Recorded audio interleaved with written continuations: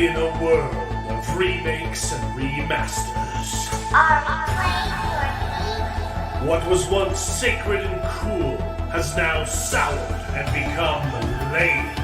Red? Gone are the days of Paz and Cowabunga. Now is the reign of slurp juice and dabs. Kids these days don't even know how bad they've got it. Now it's up to the best generation to rise to the occasion and make a show that dares to go where a lot of other nerdy shows have already gone quite a bit. That's right. They're going to talk about it a lot.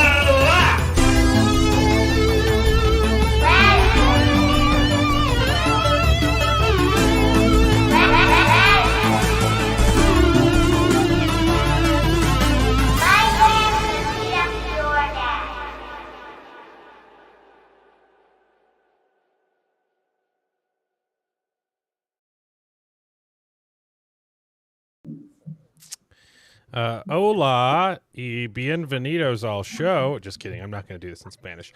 Hello. You probably do it better than you did German last week. Oh, I wouldn't have to practice it. I was going to say, as good as your German was, your Spanish, I'm sure, will be much better. My German was not good. Don't say that. Anyway, welcome to the show. This is Best Gen, where nerds complain about nerdy things, and it's called Best Gen because all of us on the panel are Masomedos from the same generation, and we happen to think that it's the best one. That's right. Not because, we're better than you, but our movies certainly were, and that's why we like it. So prepare to wax nostalgic as we reminisce upon the days of yore while simultaneously complaining about the poo-poo doo-doo that Hollywood keeps clenching out of its butt cheeks on a daily basis. How's everybody doing tonight? Doing well. Good. Doing well. I suppose I probably am not the best to gauge how good your German was. Charles, on the other hand, might do a little bit better at telling you how good your German was. I kept going between translating more words. I didn't want to just translate the whole phrase, Right. I kept picking more words to switch with a German word, and then I was like, no one's going to understand any of this, so I just got to sprinkle in a little bit of German. Yeah, yeah. It was still I applaud you for your dedication, and it was at least a worthy try, whether or not it was all that well done. But I thought it was a worthy try. Yeah, I'm wearing another Halloween costume today. This one's called False Hope.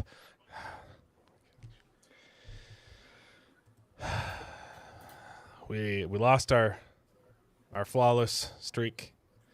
We lost to Texas of all states.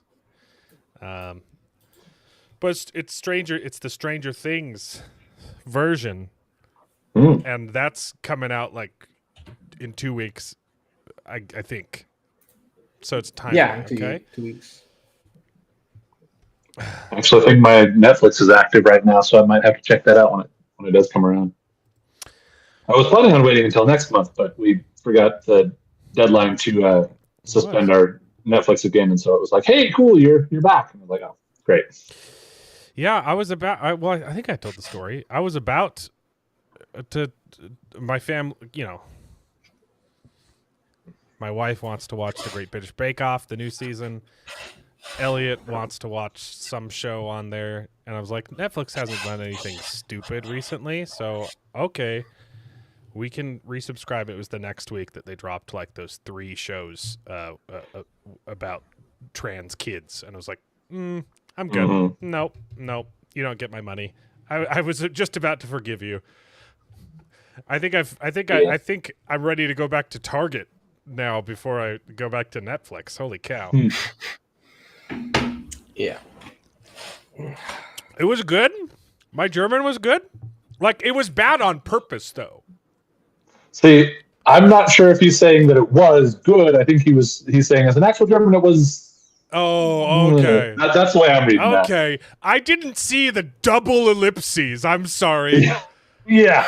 I mean, I said Sprachen Sie Deutsch. Okay. And I mispronounced that one on purpose. Yeah. because Yeah. it sounds funnier. I couldn't tell. We got a lot of people was in the bad. chat. Yeah. We got Mark Clark, an actual German, who said that my German was flawless last week. We got Fadion, who remembered that it's Saturday, and I'm so clever. I had the best joke of all time. He remembered it was Saturday. It's okay. Saturday remembers it's you. It's such a dumb joke, but it makes me giggle. How's it going? That's one of my go-tos for a lot of different things. Is the switching around the conversation on that one, but in ways that make absolutely no sense. Yeah. Yeah. I did that a lot with I hardly know her. You know. Oh yeah. We would do that a lot. Yeah.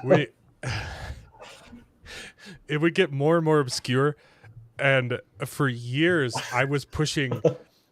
Because when I was at BYU, we would do improv shows once a month. Then I did them every week at Improv Broadway. But we would always come up with a funny, like a stupid name. It was bad for marketing. It was horrible for marketing, but we'd come up with a stupid name for every show.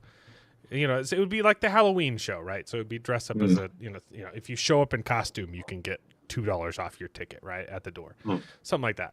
And for years, I kept pushing because I thought it was hilarious, and it's not. Like it's stupid. I actually broke everyone down and convinced them to do a I hardly know her show. But at that point, there were so many levels of obfuscation, it made no sense. So we didn't even rhyme with her. It was improv ? I hardly know her show. It was the improv I hardly know her show, and it made no sense. But I did it. There you go. See, that works great amongst people who are in on the joke, but it does make it hard to, like you said, for it was marketing. the worst to market. Like, what is this? It's just an improv show. Just come. It'll be fun. Yeah. Mark Clark doesn't like the nonsense grits. is what makes it fun, though. Mark Clark doesn't like grits, but you know what he does like? Being a channel member. He's the first one we ever had, our inaugural channel member. And if you want to be cool like Mark Clark, all it takes is just some Sarah McLachlan music in the background and 99 cents. And you too can save a starving, not really a Mexican, and help him feed his kids. And you also get access to emojis and special videos that only members have access to. There's only one that's active right now, but all of my high school movies are going to be members only. You can go watch those gems, The Great Gatsby, right now. And the rest will be up there soon.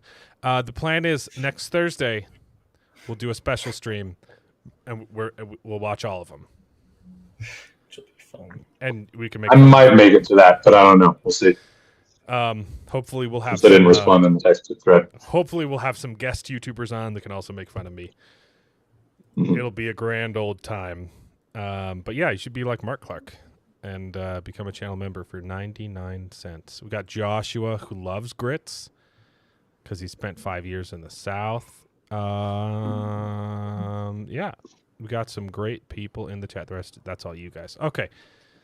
Oh, wow. You guys, I can't even keep up with all these chats. There was a lot of talk about grits. Yeah, mostly. Jared also agrees my German was perfect. So it was flawless. I guess technically I'm of Prussian descendants, so before they were German, So they were Prussian. we got it. Yeah, we got a show for you tonight. We got the first 2 episodes of Plur1bus, which is Vince Gilligan's new show on Apple TV. We've got episode 6 of House of David. We've got a little bit of news. So. I wasn't really on my phone a lot this week because I was just so busy, and I watched K-pop Demon Hunters. So that's on the thumbnail. Didn't watch it. I did not. I provide a lot to this show. You haven't seen K-pop Demon Hunters? I have not. Wow. I suppose I've seen the first half hour of it. It's one of those ones similar to when I had friends that were bronies, and I've decided that some of those ones that are very much not aimed at me, I'm not going to go out of my way to watch them, even if they are really, really good, like everyone keeps saying. And so my niece did want to watch it at one point, and we got through about a half hour before my wife got home, and she wanted to watch it with my wife, and then they got through about a half hour of it. So that's all that I've seen. So, but both my niece and one of your nieces went as Rumi for Halloween. So yeah. I do want to point out, I called it. I literally said, I haven't heard back from David. He's going to text in a few minutes saying, "Oh, I completely lost track of time." He already said that. Yeah. He already said that's why I'm bringing it up. I said I called it. Cass. He just texted. Crap, I lost track of time. I'm in the middle of painting my daughter's room. I'm not going to make it. I'm not going to make the stream. So he's already an idiot. And he's painted himself into the middle of a room. He didn't even paint himself into a corner. He painted himself into the middle of a room. Oh, no. What an idiot. That's not how you paint, guys. Yeah, so no David tonight. We'll see if Jared hops on. I think he might be busy too, but it'll be a grand old time. I think it was Bearded. You said you might be late, correct? Did my I was saying I was coming in late, but did my wife ask for her tampons back after you watched K-pop Demon Hunters? No, because I watched it with my 3 girls. Okay, because it came back to theaters, and my wife. Well, apparently they'd already seen it. I thought they hadn't seen it yet. Well, my the middle daughter hadn't because she came with me to New Mexico, but they'd watched it at David's house while I was gone. And so they were singing it, and they'd ask me to play the music on YouTube every single day, and so they're addicted. They are addicted to K-pop Demon Hunters. Yeah, I watched it with them yesterday. I didn't use Netflix to do so. And it's good. It's a good movie. Yeah, it's not the greatest thing. I think it's widely overrated. I disagree. But it's still good. I think it's adequately rated. I think it's slightly overrated, minor notes that could improve the film, but it's pretty darn good. It's a good kids movie. Yeah. It has good values. It has good music, and I will let them watch K-pop Demon Hunters over Frozen any day of the week. The music in Frozen is balls.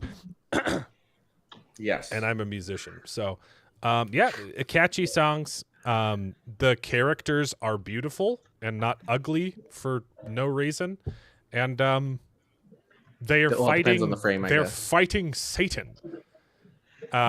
So I'm okay with it. Heck yeah, that's been a huge topic of conversation. They are all a bunch of people are claiming that it's a Christian theme, Christian message, and everything. And I think sure, it's a good message.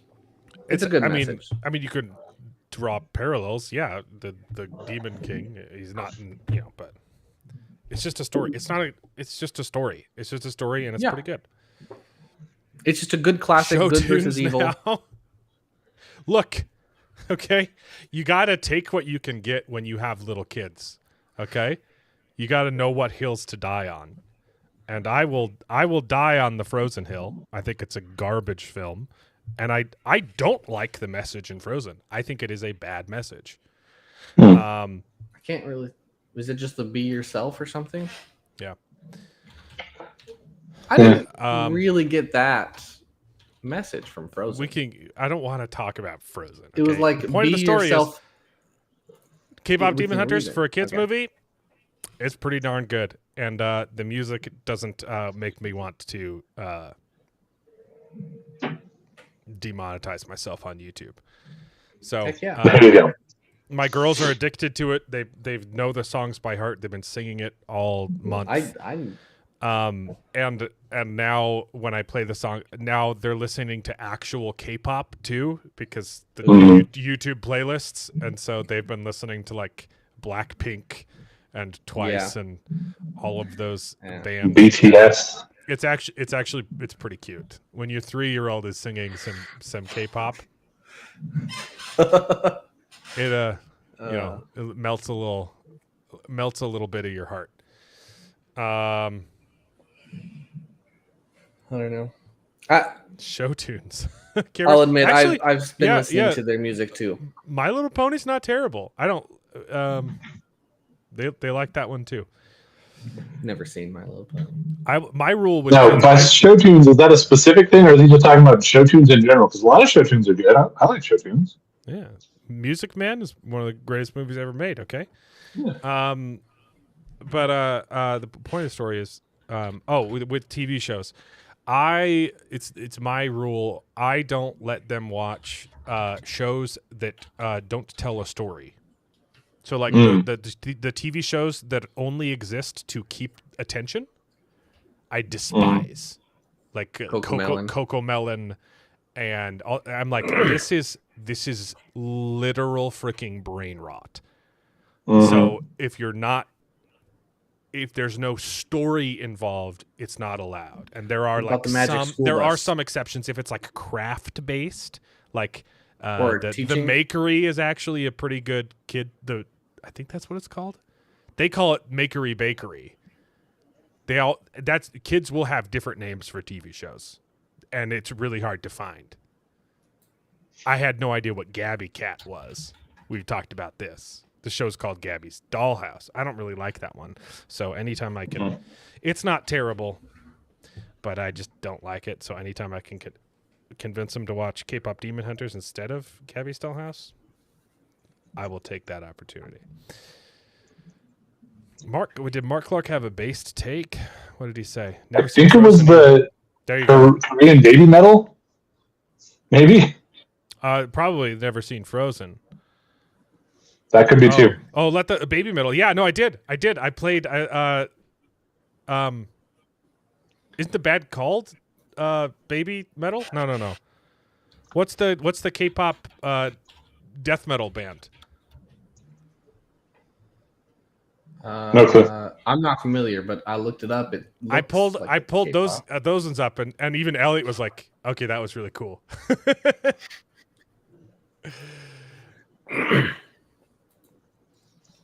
Yeah, mission accomplished. Yes, you did. He spent too much time watching musical theaters. Good. He spent time with him in college. I spent time with him in high school. So. Yeah. All right. Yeah. Thanks for breaking the balls, Salty. It's always a pleasure. I got to do a volleyball drill that I was having to be a little extra protective of my balls during that one. So that was my week. Yeah. Okay. So yeah, they've been singing the songs all week, and they're not nearly as annoying as Frozen. So I take that as a win. I haven't seen Predator Badlands, so I've heard really good things about it. I've heard good and bad things. I've heard only good things, but personally, I think the Predator looks really ridiculous. Weird. Is that just me? I hate the design of the Predator. That's not just you. I've heard people going in beforehand thinking that the Predator looked terrible, but I haven't heard anything about that since the movie actually came out. I haven't seen any of the Predator movies, and so again, just the way that I like to experience things, I like to have experienced the previous versions before I get into the latest one. So the Predator's design, they made the Predator look like an angry lesbian for some reason. I hate the design. Prophet was not a fan. I saw him watching clips. I assumed that he wasn't gonna like it. I think Shad Brooks said it was good. Yeah, I think a lot of other people said it was bad. Good. So, haven't seen it. Predator Badlands. Miss Chili sing death metal? I will have to look that up. Anyway, point of the story is... It does kind of look like a lesbian. Yeah, his head is too small. His forehead is too small. It's not just his head, it's his forehead. They always had like the big, long plate. And now he just looks like But also, Well, wasn't that just the mask over the head? Once they took the head off, the mask off. I don't know. I haven't seen any of it, so I can't. Is the Predator the main character? Because I thought the Predators were the bad guys. Yeah, the Predator's the main character, but this one's a sad Predator whose dad doesn't love him. Yeah, the idea is instead of it being, that's not hyperbole. That's not hyperbole, Charles. This one's I about thought you were a predator. making a lesbian joke. No. This is about a predator whose dad doesn't love him, and he gets banished, and he has to prove himself, or something like that. And he meets a half robot cyborg. Well, half of a robot, actress, by the way. The half girl, half robot. A robot in half. Well, that's the thing. She's all robot, but she's only half of a being. He meets half of a robot, half nothing. Half robot, half ghost. Okay, we got House of David, we got Plur1bus, we got some news. So let's do news first because Bearded didn't watch any of that. Did you see anything else in theaters? No, I'm actually going to go after I'm done here. Theaters? I know. What's in the movies right now? There's not a ton. There's Black Phone 2 is. I'm actually going to go to that a little bit later tonight. Black Phone. Oh, 2? Black Phone. I didn't see the first one. The Black Phone 2. The first one was really good. I think the trailers for the first one look good, and I've heard good things about it. And I've seen the trailer for the second one, and I'm like, oh, this makes me not even want to watch the first one. Yeah, I'm not quite sure. Watching the trailers for the second one, if I'm gonna. I mean, I also generally just like just about anything, so I'm not going to be harshly judging it. But they turned the bad I guy really liked the first one. The second one, I'm not as excited about. Sorry, what was that? The bad guy of the first movie, it's just a guy, right? Yeah. And now he's a ghost guy.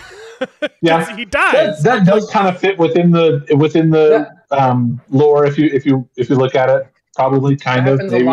Happens a lot though in trailers like this. Chad is frequently off the mark with his takes.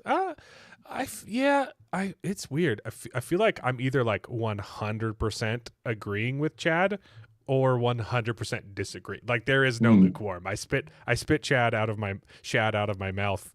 Oh no, I don't, because I never spit Shad out of my mouth because he is not lukewarm. You get the point. I either 100% agree with him or 100% disagree with him. I finally caught up to where you were going with that. I was really, really. It was quite. It's a Bible. Jesus said it. Okay. If you're lukewarm, I'll spit you out of my mouth. At my local theater, Truth and Treason is still on. It's still in the theater, so that's awesome. We should look at the box office for that. Did you guys ever get a chance to check out the series that they had on Angel Studios? Because they have like an expanded series of it's like the same story, it's all the stuff, but they've got extra stuff. It's like a 4-part series, so like a 4-hour series or something like that of Truth and Treason. Is that the documentary that he made 10 years ago? I don't know if it is. I think it's a different thing because it's the same actors. So it's. Man, I thought that the documentary he made was like from a couple of years ago. Okay. Yeah. So it's like an expanded version of the story. There was I saw a trailer for it at one point on YouTube, and it said something about how it was a scene of the SS guy having driving his wife was dropping him off at work, and it was the scene before you see him walking in to torture the guy at the very beginning, where the other guy is like, I thought she made you quit quit smoking, and it shows him walking in, and she calls him on his cigarettes or whatever. It establishes him as his family a little bit more, things like that, Mm-hmm. I don't know what the budget for Truth and Treason was, but it's made $6 million. It's very small. Not a ton, but I wonder how it compares to other Angel Studios movies. Yeah, it's been in theaters longer than I thought it would be. So yeah, I mean, you can't really. That's a good question. How does it compare to Angel Studios? I wonder if there's a category on the numbers or not. So it's got under domestic releases. There's a link on Angel Studios there. I don't know if that's going to do it. Why can't I see it? Very top of the movie details area. There it is. I was like, I know it should be here. It's not going to compare to Sound of Freedom. Yeah. King of Kings did. Wow, King of Kings did pretty good. Yeah, it's not making a lot of money, Yeah, which is sad because I down is think it? it's a It is. fantastic movie. It is. It's a very good one. It also the other like one that I've heard, but like these also had larger, wider releases too. yeah. But The other ones that I've heard about that are in theaters right now that I'm kind of intrigued by are Christie and Nuremberg. And then Begonia. And, yeah. I don't know. There's a couple other ones that might be kind of interesting. I might check them out Tuesday because I'm off Tuesday. yeah, I do think that was the gayest thing I've ever said on stream. And what Nuremberg? Nuremberg. It's about one of the guys going through the Nuremberg trials. Like the Nuremberg trials. Oh, yeah. Got it. I didn't know this. It's got Russell Crowe. Charles, did you look up Where Winds Meet? Wait a minute. That's probably it. Oh yes, I did. I did look it up. But I don't think it's released yet, has it? I don't remember that. We were talking mostly in the chat. It's a game. Oh, right. We were talking about games last week. I did see. Was Fadion asking about the Merlin miniseries, which I watched 2 weeks ago. I forgot to bring it up. I finally finished that, and during the very last scene, I realized I'd already watched it. I'd seen it as a kid, and the only thing I remembered was the last scene where they turn around and forget Queen Mav. Like, I'm going to forget you, and then you won't exist, and you will have no power over me. It was like, wait, I've seen this movie. It was really good. The Merlin miniseries, absolutely fantastic with not Sean Penn. What's the guy? Sam? No. Merlin miniseries. Sam Neill. Goodness gracious, I can't remember his name. Fantastic miniseries. Then I started Merlin's Apprentice, and I hated it. I couldn't finish. Wow, Merlin's Apprentice is balls. It's terrible. The first sentence retcons the previous miniseries. Sam Neill, yeah. It's a fan fiction of Merlin, but with the same actor as Merlin. Oh goodness! But he's the only one they could afford to bring back, and everyone else is a no-name cast who I've never seen. Like the first movie has Helena Bonham Carter, Rutger Hauer, Martin Short, James Earl Jones is doing the narrating. Nice. Lena Headey is Guinevere, right? It's got a huge freaking cast. And I was like, oh, wow, this is like before they were super famous. Mab? Who's Mab? Oh, Queen Mab. She's one of the ancient. She's the sister of the Lady of the Lake, Queen Mab. Okay. For Dresden, or we're looking for one of the the Dresden Files. I haven't gotten to the character Mab in Dresden yet. I really liked the Merlin miniseries. It got me. It got me in the mood. It got me ready for Pendragon Cycle. When is that coming out, by the way? January, I think they said. January. Okay, so I got a little bit of time.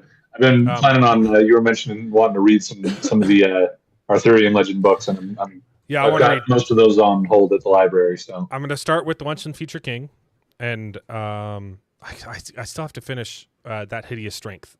I've been super busy. I haven't even read anything this week. Also, it's a little slow. I liked the first two, and this one's good, but man, nothing happens in the first 3/4 of the book. But it's setting up a lot of stuff. Point of the story: I want to read the Once and Future King, and if I have time, I want to read the Warlord trilogy version of King Arthur, and then end with Pendragon Cycle in enough time to watch the show. So I was like, but yeah, the Merlin miniseries is great. Merlin's Apprentice is trash. Yeah, they dropped a video saying yes, she's still in the show. Brett Cooper. That's funny. I mean, she's in the trailer, so January 22nd, so the end of January. So I got time. I think I'll have time to read 3 entire series. Yeah, I mean, it depends on how much you listen, how fast you listen. 3 months. Yeah. Okay. Matt, is she on the full moon? Okay. I audiobooked a bunch of the Dresden Files stuff up until about the time that he took a break to do his his fantasy series, but it's been years now, so it's been forever. And I mean, Dresden. I was audiobooking it, so I might not recognize it by the Dresden map, by the urban fantasy. But yeah. Well, yeah. Sorry, his epic fantasy or whatever. You know, his Pokemon meets whatever it was, where he took that challenge to be like, oh, I'm gonna write such and such, and it was really I will say, apparently it was really good. The Merlin show is very cheesy, but I like the way that it tells the story.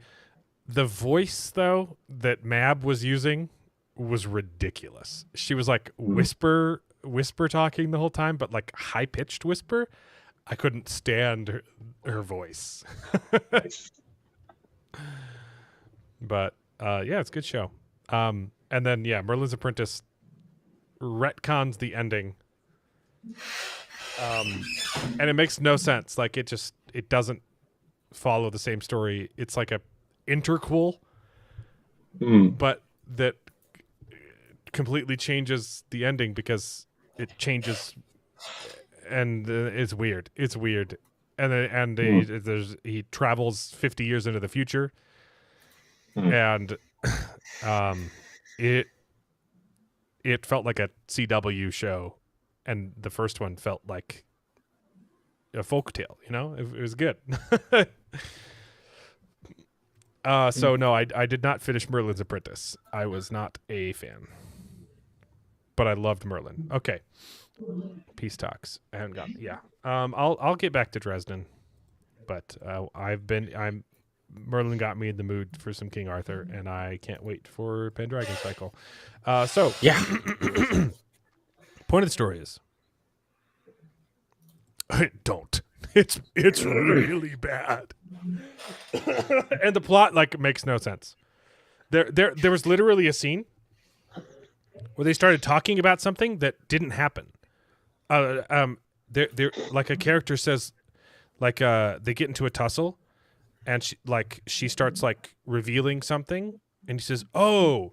So it was you that sent that letter to the Duchess," and you're like, "When did that happen?" I'm 20 minutes into the show. That's not a thing that was mentioned before. What Duchess? What are you talking about? It made no sense. It's really bad. But loved it. Highly recommend the Merlin miniseries. Okay. I might rewatch the musical Camelot too. Not a bad idea. But I don't think you could pay me to watch the Merlin TV show. It's balls. I remember Meghan Markle's Meghan Markle's going to be in a TV show. I don't care. I didn't care enough to look up. I saw that she was in it, and I was like, I don't want to talk about that. Don't care. Watched Christie. He wants to watch Christie. That's one that I'm like, hey, I've heard goodish things about it. I'm not a big MMA or boxing type person anyway, but I heard it was a really emotional story. So, but again, I've got the unlimited, so I might as well just watch anything that I can, and then I at least can bring some knowledge to the show. I was just going to say that Mark might be interested because of the lead actress. Right. That's probably why he's asking. Or no, I guess it was you that was asking. But yeah, it was me. That's the boxing one with Sydney Sweeney. Yeah, I've heard she turns in a really good performance because people who have otherwise only seen her in a couple of her rom-commy things are like, just hasn't really done anything for me besides she's beautiful. And then they watched this and they said, wow, she's got the acting chops. So, I mean, she's done acting before. I've heard. But they've only seen her in they'd only seen her in Madam Web and maybe the one what's it called? It's the rom-com with Glenn Powell. Yeah, Anyone But You. I think that's all that I think I've seen her in is those two. and of course the one where she talks about having good genes. But yeah, well, I had a good segue before we started talking about Sydney Sweeney. I was going to say, speaking of sequels, I'm not going to watch high schoolers have sex. I'm not watching Euphoria. Even if it wasn't with a lot of topics that we probably just don't want to be watching and focusing on anyway, I've heard that if you have young girls, it's a terrible show to watch. And your girls are probably not that age yet, but that's just gonna make you really uncomfortable and worse than it would normally. But speaking of Euphoria, I can't tell you how much euphoria it gives me to hear that Brandon Fraser's coming back as the Mummy boy. Yeah. I was going to ask if you. I did hear about that. This. And Rachel Weisz, and I think they've said they're ignoring the third movie. Yeah, that's what I read. I don't even know if I've seen the third movie. Is that the Scorpion King, or is that the second one? That's the one where they go to China. Yeah, China. But isn't Brendan Fraser big? He's lost a lot of the weight. Well? Yeah. I think that they did add to him in the whale movie. He's obviously a lot bigger than he was back then. That was cosmetic. He'd gained a lot of weight, but he's working on losing a lot of it now. I think he was recently in a movie called Rental Family, where you I don't think it's out yet, but it's coming up. I watched the trailer for that, and you're like, wow, you lost a lot of weight. I can still see a little chunky, but you're also 30 years older now. Sure. Oh, it's understandable what he's gone through. Dude, he was so I'm actually kind of concerned if he loses a lot of weight and gets back into that superhero body like a lot of actors do. That's probably he doesn't need a superhero body. I was going to say both. I don't think it's necessary, and I don't. He's Indiana Jones. The little bit of impression I've gotten from him, I doubt that he would push himself that hard because he fell out hard with the Hollywood, and so he's not going to bow too hard to their desires. But I think he looks fine. I think he looks great. Yeah, he was in some crime thriller, maybe 5 years ago, where you're like, wow, it's weird seeing you this chunky, but he's lost a lot of it. I don't want to see him super skinny. I think he looks good. Don't need it. Yeah, no. He was absolutely peak 90s or 2000s, whatever it was. I think the first two movies are fantastic. The first one's better. The first one's scary. It kind of shifts genres. It shifts from a spooky thriller into just pure action in the second one, and it's fine. It's a good movie. I think best imagery out of that is always the scarabs under the skin. So good, so good. That sits with you. That one. He was so ripped. He had 0% body fat for George of the Jungle too. Oh gosh, that's more impressive than the Marvel bod. It was crazy how cut he was. But I was saying with his son probably being grown up in this next movie, he'll probably be the lead of the kind of like a Indiana Jones in the Crystal Skull, where he's passing it on. But maybe they'll do it, or they could kill him. They could kill him off screen, like they did for the fifth Indiana Jones movie that exists for some reason.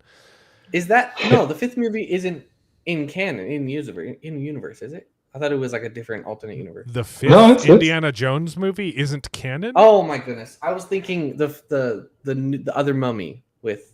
No, that was the third one. Oh, you're talking about the Tom Cruise one, yeah. Which wouldn't even be the fifth one. That's the fourth one.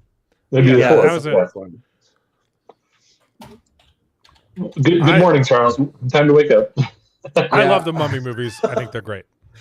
Phenomenal. He was in Journey to the Center of the Earth too. The first Mummy movie shows why we shouldn't let women learn to read.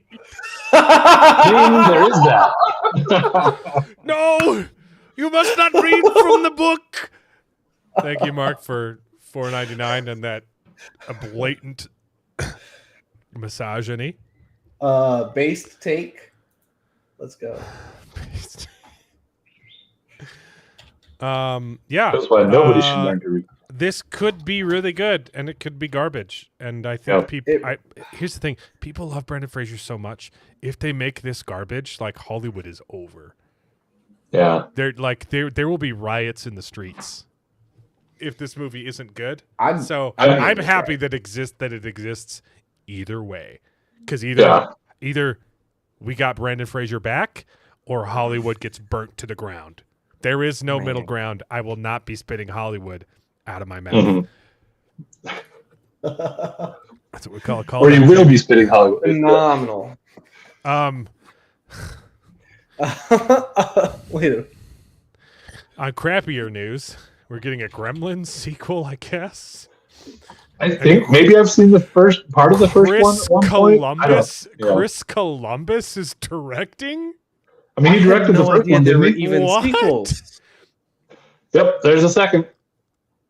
I had no idea. There's a second and a third. I had no idea. There's a third one too, huh? Yeah. I thought this is supposed to be the third one.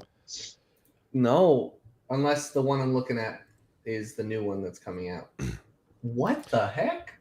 How many did Chris Columbus direct? Just the first one, or the second one, or what? As far as I know, just the first one, but I don't really know. Oh, no, I think you're right. I think this is supposed to be the third one. Never mind.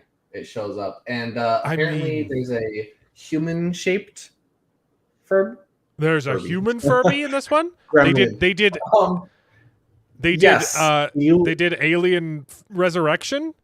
I mean, this might just be a joke or a meme, but that'd be my guess. There were a couple of images of like Scarlett Johansson turning into a velociraptor that people were joking about for this newest one, which I thought were hilarious. So this might be a joke. Probably something like that. Gremlins time. It's Gremlin time. ScarJo may be my Sydney Sweeney from Mark's Sydney Sweeney might be me with ScarJo. I'll see if I can send it to you. The Gremlins catchphrase could just be like, "I'm wet." Wow, that's terrible. All right then, because you're not supposed to get wet. Yeah. Yep. Don't get me wet. I don't think I've seen the second. I don't think I've seen the second Gremlins. I think I've only seen one. I haven't. I have not. I barely remember the first one. I don't really care. Even if it is good, I don't really care about Gremlins anyway. But it's getting a sequel, so Sydney Sweeney is hotter than Scarlett Johansson. She's also younger, so that helps. I agree. So is Sydney Sweeney hotter than young Scarlett Johansson? Yeah, I think so. I think you're right. Okay, so I started following Michael F. Caine. I bought his book, by the way, but the Moses one that Mark kept pestering about. Haven't read it yet. But it's actually really short. Maybe I read that one and then I jump into Arthur books. Gremlins 2 is good. I'll watch them both. Yeah. I'll probably get around to it. I barely remember the first movie. But we're getting a Mass Effect movie. I remember. We'll talk about it last the week. details that have been released are it's not going to follow the games at all. An original story that takes place after the game trilogy. Which the question will be is if they at least respect the canon of the game trilogy in doing a new story moving forward. The most interesting part of the story, though, is the whole like the Reavers thing. It's. I've never are they Reapers? No, Reavers is Reavers is Firefly. Is Firefly. Yeah, that's Firefly. It's Reapers. It's such cool world building, and we're gonna toss it out with the baby. Yeah, you know. I don't know. The potentially silver, good way to look at this would be Fallout was pretty good, and it was an original story as well. So if they at least hit that level, I'll be not unhappy. It took place like inside the canon, right? Inside the time frame, yeah. Within the time frame. If they made a Fallout TV show third. after society rebuilt itself, that wouldn't make any sense. Yeah. If you made a Fallout TV show after they'd already rebuilt, that'd be dumb. But also, the Reaver threat is Reaper. It's dealt with. They end the cycle, right? So maybe I'm like, oh, maybe it's about the next cycle, but they break the cycle. It's just make a BioWare movie. I mean, I'm sorry, just make a just do the story. Like, it's already pretty cinematic, and it would be pretty darn good. And obviously, you have to go with the Miranda romance because that's the right choice. And it might get some Tali fans peeved, but screw them. Okay? I don't care. All right. If you're a Tali simp, you're a bad person. I've never played the game, so I can't weigh in. Yeah, I played the first one and at least part of the second one, but I didn't get too far. I heard that the end of the third game was terrible, but then they came back and did a DLC that improved it. The ending of the third game is terrible because it stops. Like, there is no ending to the third game. Oh yeah. It just you make a choice. You're like, hey, there was no like, because like the whole thing is all of your choices matter, right? And then it all gets funneled down into actually none of your choices matter, and at the end of the game you get to choose between three things, and then your character makes the choice, and the game ends, and doesn't show you what happens. And you're like, and everyone. I thought I heard that they fixed. Yes, they added more to it. They ended up having to patch it, and show you the ramifications of your final choice. Yeah. But they literally ended the game with nothing. Huh. But interesting. That was after BioWare. Well, so the first two games were made by BioWare, and then BioWare was bought out by EA. Is it EA that bought it? Yeah. Maybe. And so the third game had some studio interference, and well, wasn't there honestly, the third game is still a good game, and with the new endings, it works. Yeah, but I heard that the most of the game was still pretty good, but yeah. And wasn't there a fourth one that they made at one point that I don't think went over all that well either? There is a sequel game, and it looked like garbage. I never played it. I think I started playing that one a little bit, or was watching some friends that were playing. We need Jared on the stream. Jared did play it. I think he said it was okay. Okay. But the trailers looked like. I mostly heard not great things about it, but I wonder how much of that was just unfinished game garbage. Is that the Mass Effect Andromeda? Yeah. Yeah, Andromeda. That's right. I haven't been looking at the screen.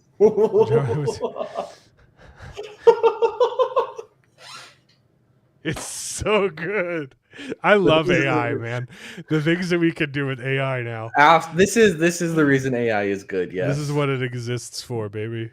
It's so good.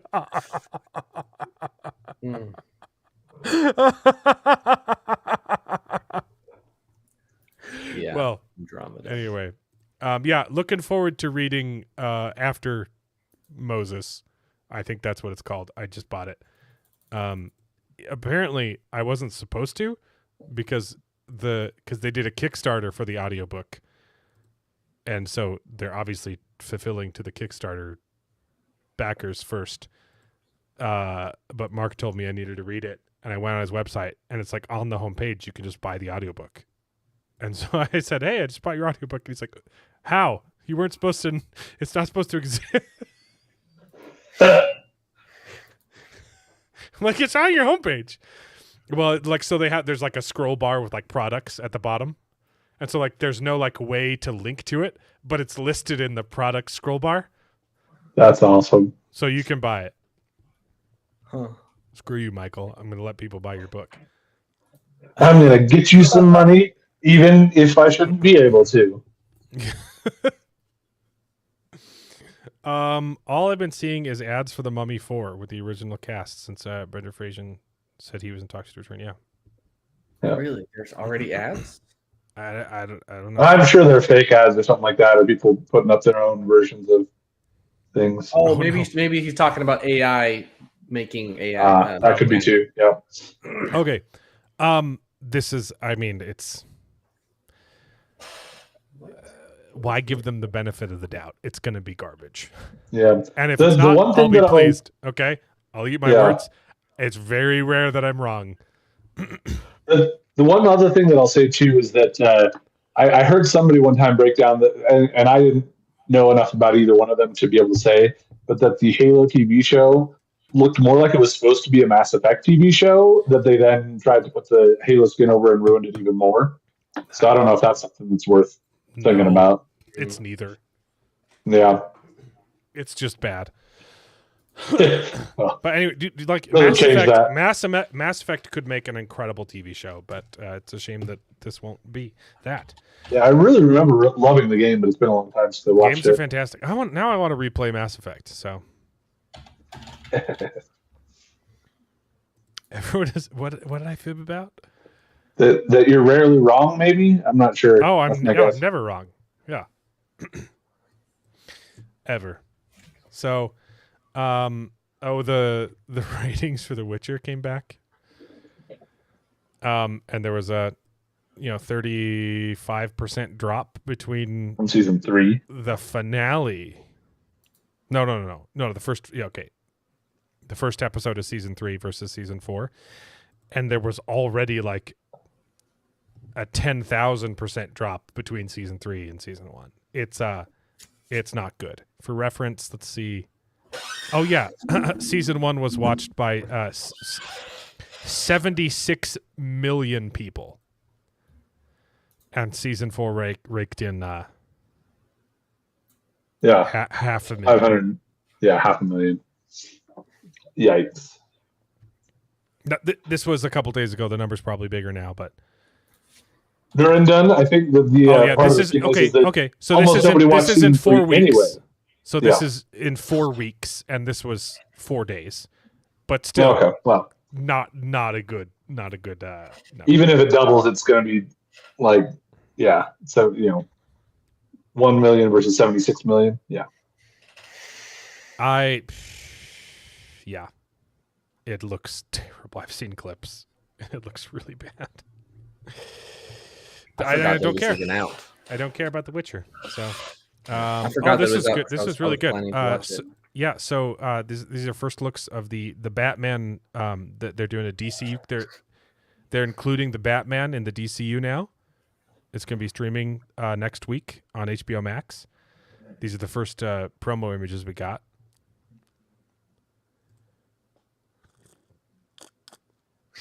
I'm really excited for this one. See who those are. They're just characters from the DCU. Yeah. Sure. Getting up to Peacemaker, and I can finally see it now. But yeah, it's gonna be so good. Wow, I'm so excited. Yeah, still no final news on the HBO merger. I know Universal is now bidding as well. So we've got Paramount, Universal, and Netflix that all want them.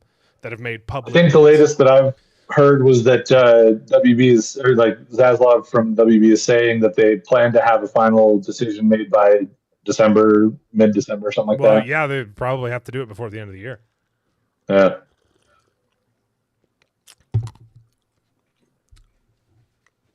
I don't want Paramount to get it just because I don't want to have fewer studios, even though all of them or whatever. Yeah. But I think it'd be better if someone like Netflix maybe, or honestly would be great is if Apple came and bought them in, because Apple's got lots of money from being Apple, and they make a lot of good stuff on their streaming service, and they could do with a studio that they could populate their stuff with. It would fill out their backlog and would justify the new price point for sure. But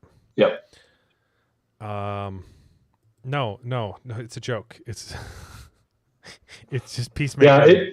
Yeah, it took me half a second to be like, it's just James. It's just James Gunn putting himself into Batman. It's a joke. We're making fun of James Gunn here because he might be losing his job very soon.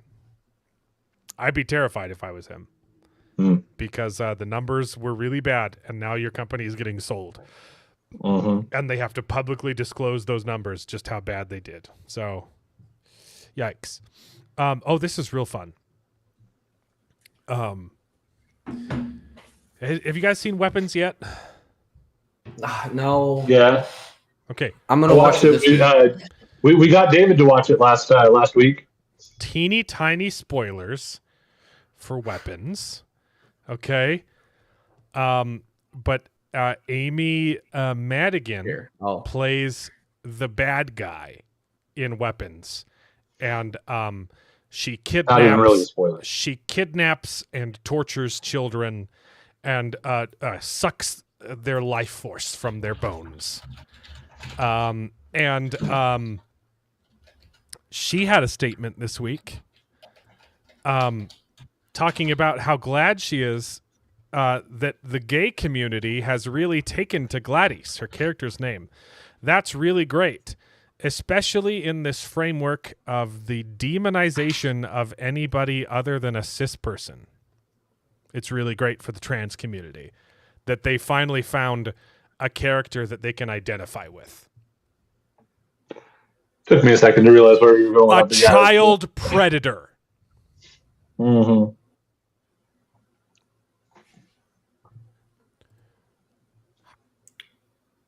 So Charles is off because he doesn't want any of the spoilers. So let him know. I heard it anyways, actually, okay. And it's fitting. There is that, but also like as a spoiler, it's not really a spoiler because the experience of the movie is one that doesn't necessarily really give anything away. No, this will not ruin the movie for you. Yeah. Does not how change your on experience earth watching the is movie. this an actual sentence that someone said with a straight face and isn't like puking their guts out in disgust? That's really great.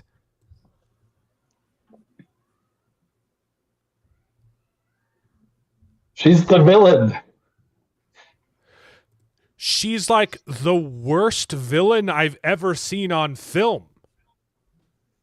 Hmm.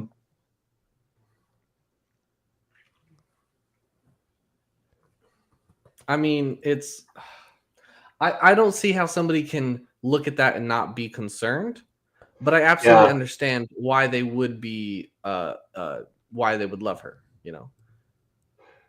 Well, and I think it's even outside of the commentary of her being, child predator of that, which she is, but also like just the fact that she's even if you don't connect those parts of it, she's the bad guy. Like, why is that something that you're excited about? Okay, well, Charles, people love the Joker. Plug your ears for this part for 30 seconds. Plug your ears, Charles. She literally. Okay. Yeah. In the movie, she murders a gay couple. That's also true. It's worse. Yeah. She mind controls one of the gay guys to bash his own husband's skull in with his face. Yep. And we're identifying with this character? That's one of those ones. I get. Okay, actually, that does track. Lesbians might love that. Domestic abuse being their thing and all. This is so crazy. When I was watching that in the movie, I looked at that and I thought, I could see the gay community, taking umbrage against that in terms of it's always the gay people that are, getting taken out or whatever. And yet, that was not the concern apparently. So yeah. I don't have any sympathy. I don't care. Yeah.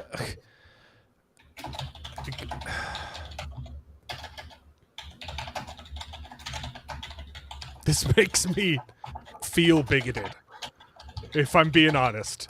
Okay? If that's what it means, I'm okay with that. This is gross. This is really gross. So, that is weird, but Charles has a loud keyboard. All right, let's get a little political. Do we want to talk about Snap? Okay. I don't care. We don't have to discuss Snap. I just saw this though. Let me share the Yeah, you're gonna have to share your audio. Yeah, let me close this and share the audio. We don't even have to get into the policy about it. I just want to analyze this specific person. Okay, and that's totally fine too, because again, it's a matter of like it's all such a mess anyway. I don't even care about what. Yeah, I will get into the politics. I'm happy to get into the politics. I know other people don't like to talk about it. I don't. Mostly, I just think it's such a mess that I don't like trying to have to sift through all the garbage to figure it all out.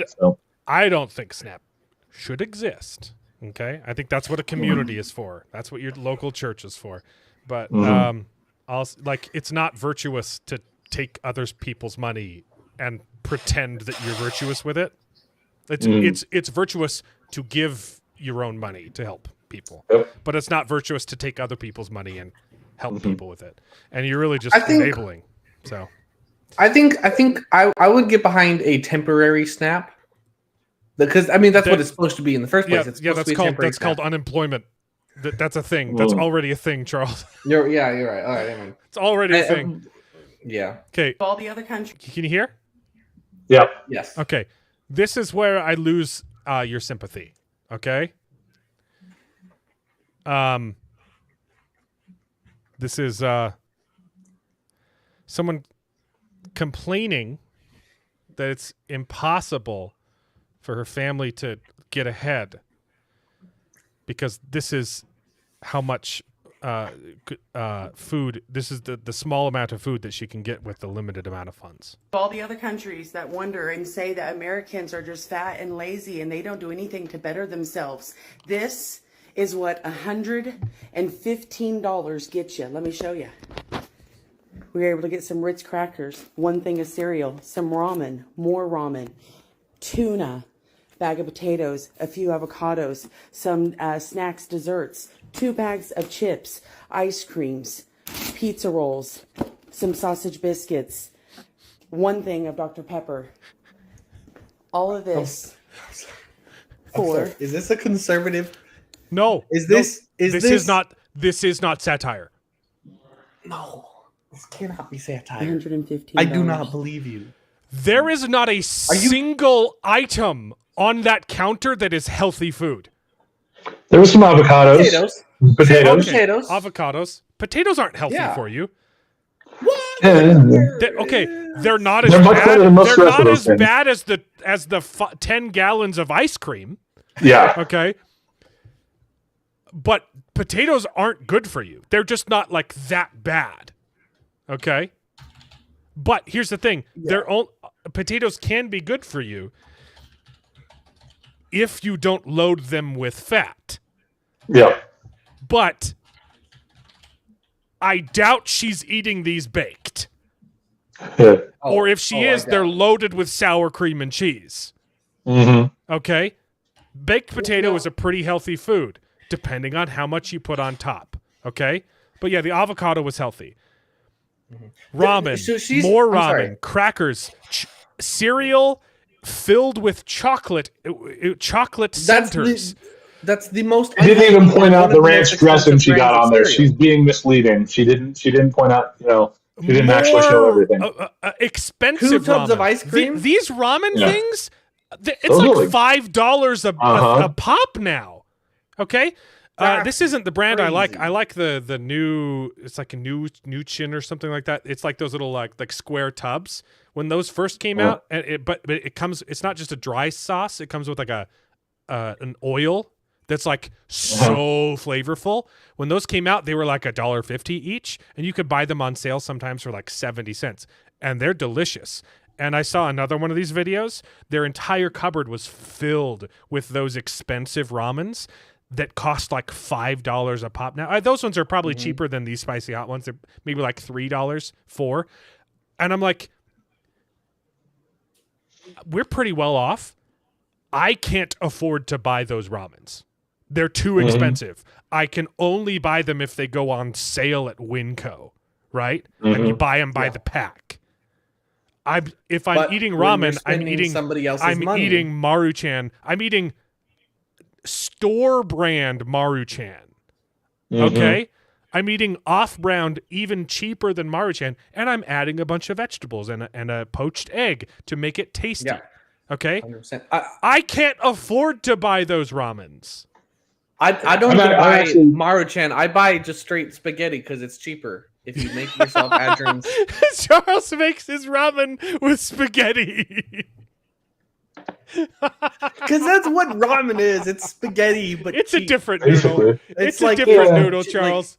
It's different. Slightly. See, I so know, last I know. week I offended all the Germans, But- and Charles just lost our Asian audience. or probably actually our Italian audience too. But the issue is when you're spending somebody else's money, you don't care about being frugal. You just buy the stuff, And I guarantee you, this woman has no idea how to cook rice. Rice is famously the cheapest food of all of the foods, and it's what the poor people eat because it's cheap and easy to make. Creations tuna. That's expensive tuna. Does not know. Yeah.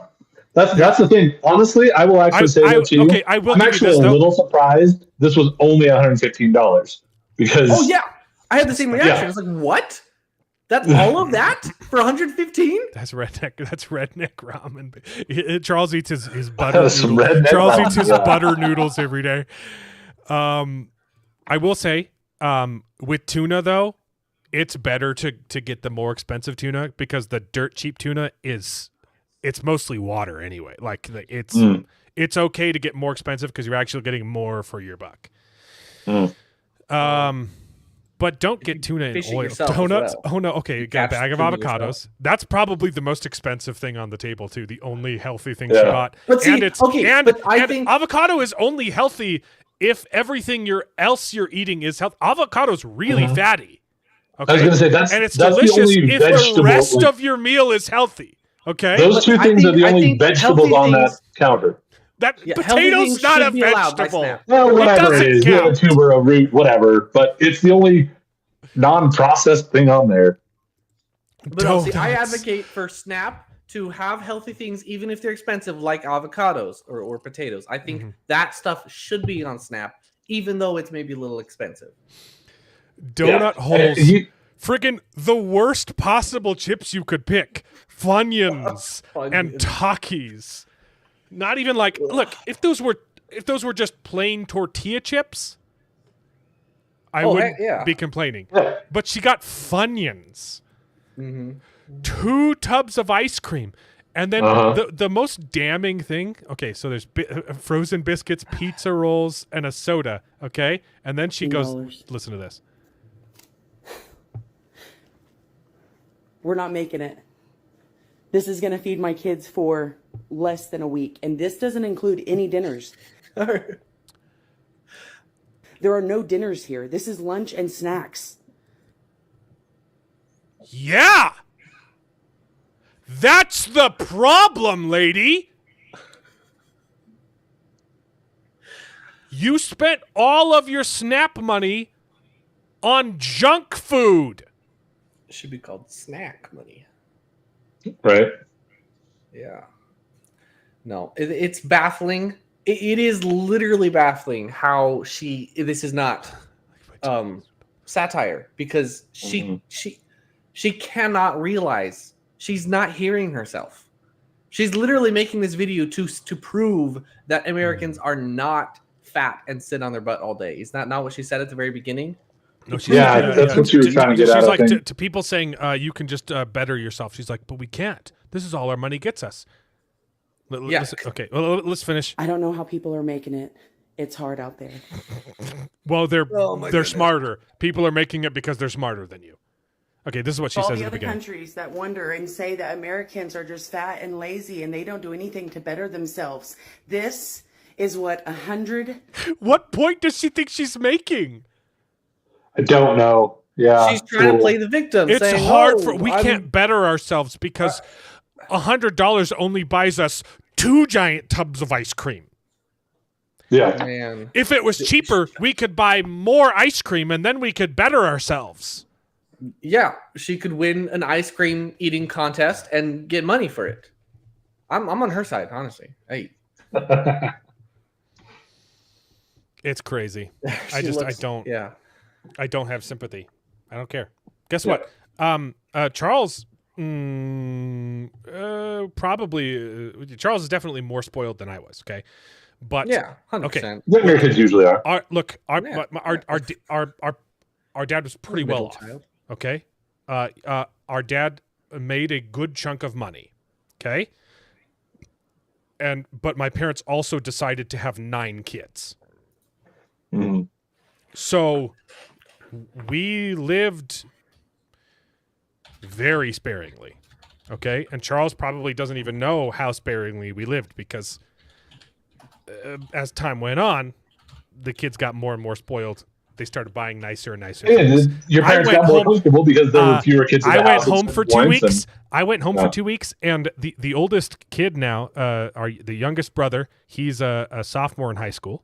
He's about to become a junior. And so there aren't even like kids in the house, you know. There's young adult. There's one young adult left at home. So there's not even kids left in the house. And there was sugar cereal in the cabinet. We weren't allowed sugar cereal. Mm-hmm. Okay? And we had to eat raw cornflakes and raw Rice Krispies, okay? And occasionally they would buy a sugary cereal and we would dump it into like a big empty popcorn tin mixed in with 3 healthy cereals. Mm-hmm. So you'd get garbage, and a little bit of sugar mixed in. But that was the sugar cereal. We weren't allowed to eat sugar cereal by ourselves because we couldn't freaking afford it. Yeah. Mm-hmm. Our idea of a treat, like maybe once a month or every other month, we would get half of a packet of Pop-Tarts. It comes with 2, we would get 1. And that was like our treat for the month. Wow. I was definitely more spoiled than you. You were very, yes. I'm was not saying, nearly as I don't, spoiled as like, she I'm is. not looking for sympathy. Like, we had plenty. Like, this wasn't miserable. We were just eating healthy and buying cheap foods that we could afford. Mm-hmm. And guess what? My mom made treats. Okay, we made cookies out of flour and sugar that we bought. Okay, we weren't, but like store-bought treats. A Pop-Tart once every 2 months. Half of a Pop-Tart is the only store-bought treat I ever saw in my life. We made our own ice cream. We made homemade ice cream. We made homemade root beer. We would buy root beer extract and make it special. It was special occasion root beer, okay? Yeah. I didn't know that these store-bought treats existed. Yeah, but nowadays our standard of living is so outrageously high that we can't go without our 2 tubs of ice cream. Because even when we have a little bit of money and we're going to go short, we can't resist buying 2 tubs of ice cream because our standard of living is ridiculously high.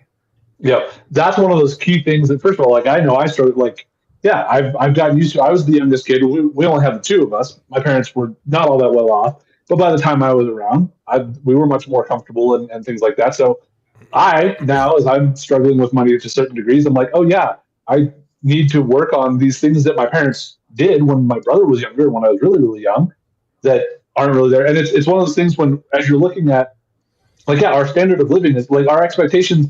How many streaming services does that family have?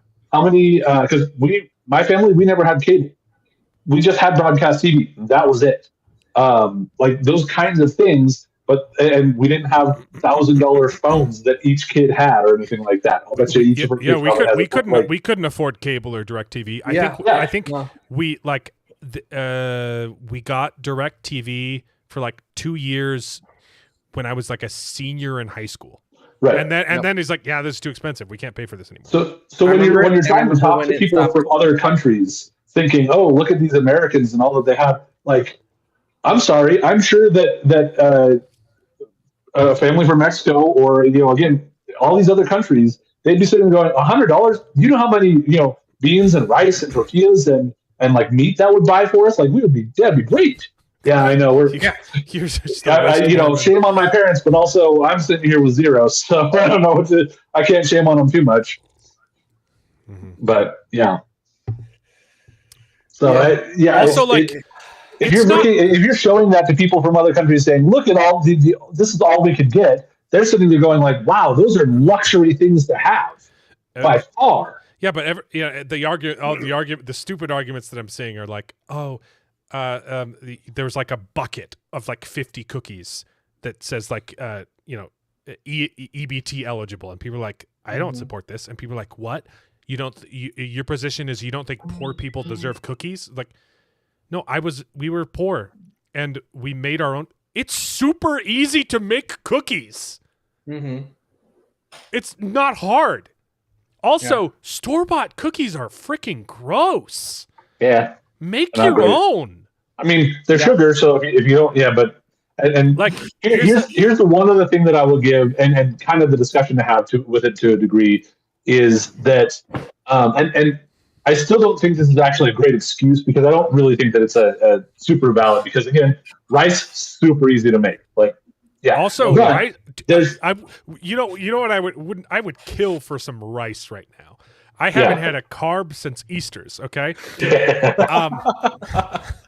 So that's the thing, is there is something to be said about the rice is so delicious. Okay, just a little. Yeah, it can be. You can make rice pudding. You can make savory rice. You can make sticky rice. Like, it's so versatile. Rice and egg breakfast burrito. You can literally turn rice into candy. Okay, you can turn it into mochi. It's not that hard. Yeah. But that's the thing though too, is people don't have the knowledge and know-how or desire, or feel like they have the time to make their own food other than pop it in the microwave. YouTube has existed for a long time. Yeah. You can Google anything. This is not really a defense of that, but I will say, like, with rather than having a stay-at-home parent that can actually take care of things around the house, you have both of them working or whatever, and it's like, because things are expensive now. Yes, that is true, and it's hard not to have both working parents. But like, again, rice is pretty easy to make, and I don't know. Yeah. And again, YouTube, there's lots of other good things that can help you, but people don't have the energy and wherewithal, like the desire to actually work harder on that. And again, I'll say I'm guilty of that too, but dude, buying a rice cooker is a very good investment, and you can get a used one. You can go to a thrift store and buy an old rice cooker for like $5. A new one. I think I got one like 10, 50, 30. I got a really small one when I moved out here. It was like, I think it was less than $20. Yeah. It's and I did a good job. And it's really not that hard to make it on the stove it's either. not hard to learn how to cook new things too. Like, just look up a recipe on YouTube or Google. It's incredibly easy. And you can make Chinese food super easy. You can use spaghetti noodles instead of your ramen. I do use spaghetti when I'm making like stir fry. Mm-hmm. I use ramen when I'm making stir fry sometimes. Occasionally I will treat myself and I'll go to the Asian market and buy some Asian noodles. Yeah, they're fine. But that's a treat, they're good. Okay? It's not the basic, but yeah, dude, buy a rice cooker, man. Some of these people are literally generations raised up in Snap, where their grandparents have been using Snap and they've been using Snap, and they literally do not know how to do anything with their entire lives. Mm-hmm. They don't know how to use Google because they've never Googled anything in their entire lives other than nearest theater near me. Like, well, it's by design. It's actually a racist design by President Lyndon B. Johnson. Mm-hmm. He's basically solely responsible for destroying the black community with the Model Cities program. They went door to door. They knocked on everybody's door and said, hey, guess what? There's a new program where if you don't have a husband, you can get money from the government. Black families used to have a higher marriage rate than white families. And now it's not even close. The fatherlessness, which has led to gang participation and lack of home ec knowledge. Okay, That's now having a real father in the systemic home. Racism. That's the true systemic racism. Yeah, no, they wanted to destroy the black community because they were freaking racist. Yeah. So they convinced them to marry the government instead of their husbands. 100%. 100%. Going back to it's the same with Planned cookies. Parenthood. Ever look up Margaret Sanger? She was literally a eugenicist, and they only built Planned Parenthoods in black neighborhoods because she wanted to eradicate black people. Okay? Yeah. The Democrats are and always have been racist as hell. 100%. They want you to rely on the government because they don't want you to have the power to fend for yourself. Mm-hmm. Yeah. It's just Anyway. it Sorry for all that politics. Yeah. The problem is Just that it made me looks like so mad. a necessity. It looks like a helping hand, and they don't realize that it's the. But it's not virtuous. That's the thing. It's not virtuous It's to not. take. It's not. That's the thing. It is not virtuous to take other people's money by force and say, "We're giving it to the poor. Look how good a person I am. I have more morals than the Republicans." Use your own dang money. If you actually look, Republicans donate more to charity than Democrats, and it's not like 1% more. It's like 100% more. Okay. Yeah. Like But Democrats, that's the issue. They don't donate to charities. Practically at all. Okay, it is virtuous. But that's my point. Is that it looks virtuous, Yes. even though it's not. They say, "Oh, we're helping." And on the top, poor. on top of that, it's not right. good for the recipient either. It's not. It ruins the recipient's life. Yeah, it's literally an analogy for the devil, where the devil says, "Hey, I'll help you out," and then he stabs you in the back. Let me take care of you. If you know, just let me be in charge of everything and let me do the whole thing. Yep. There was a snake who asked a passerby to carry him up to the top of the mountain. And he said, "I'm not going to carry you there. You're a snake." Okay? But he said, "No, I promise I won't bite you." So he picked him up and carried him to the top of the mountain. And when he finally got there, the snake bit him and he died. And he said, "Why? I helped you. Why did you bite me?" And the snake said, "You knew I was a Democrat when you picked me up." Yeah. I think, is it down the mountain? They go down the mountain, right? It's too cold at the top. I don't remember this story. I don't remember. I think I don't remember all the details. But before we leave, I did want to share this. I just made these today, homemade cookies. They're delicious. It's Ritz with peanut butter drizzled in chocolate with a little sea salt on top. They're absolutely delicious. That's a chocolate, man. Oh, you can't. It's a you can't dessert. It's a treat. It looks good. Our Oreos but you can't cookies? dip a Ritz cracker in chocolate and call it a cookie. Our Oreos cookies. It's a biscuit. That's a biscuit, you British swine. I was going to say it's a British cookie. It's a biscuit. Go drink your tea in someone else's harbor, you freak of nature. That's not got the pinky out and everything. Thank you. I need it. It's a treat. I'm not saying homemade it's bad. Treat. Homemade treat. Instead of going to that terrible, expensive stuff that you get at the store. That's actually a good point. Really one of the stupid things I saw on Twitter this week was you don't want poor. It was the whole you don't think poor people deserve cookies. You're like, well, first off, it has nothing to do with deserve. Okay, deserves they don't deserve anything. No one deserves. They deserve anything, jobs. Okay, that's what they deserve. I do think poor people should be able to eat cookies, and I was very poor, and I ate a lot of cookies. For us, sorry. Side quest. I could never afford like FAFSA. I never got government money for college because my dad made too much money. But it was spread across 9 kids. So like, if you actually think about it, I was way more deserving of FAFSA funds than a lot of people who were getting it. But that's a different story. What was I saying before? The poor people don't deserve cookies, and people are like, you can make cookies, and then people were posting, "I grew up so poor, I didn't have an oven," and I responded with a no bake cookie. Or actually, I should have responded with a gross saltine cracker dipped in chocolate. Oh man, no-bake cookies are delicious. Yeah, They're my favorite cookies. No-bake cookies. Fantastic. FAFSA is the thing you have to apply for to get grant money for college. federal student aid, something or other. There's also something called the lunch. Because they've got actual FAFSA where FAFSA will actually give you money if you're getting federal student aid, but it's also you still have to fill it out in order to apply for any grants, any of the grants or any of the not grants, student government student loans at least, yeah. Well, not even that, but I'm also thinking of the scholarships. There we go. Like in order to even get scholarships, most of the time you have to have your FAFSA filled out as well. Even merit-based scholarships and stuff like that aren't. We were too wealthy. There was 11 of us though. Yeah. Yeah. Another really good option for no-bake treats is a no-bake Lunch Lady peanut butter bar. They're absolutely amazing. Just look them up. They're fantastic. Okay, cool.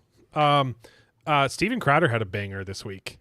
This is we're almost done with politics. Okay, he said that the Pope has gone silent, so Christendom is now under the stewardship of Nicki Minaj.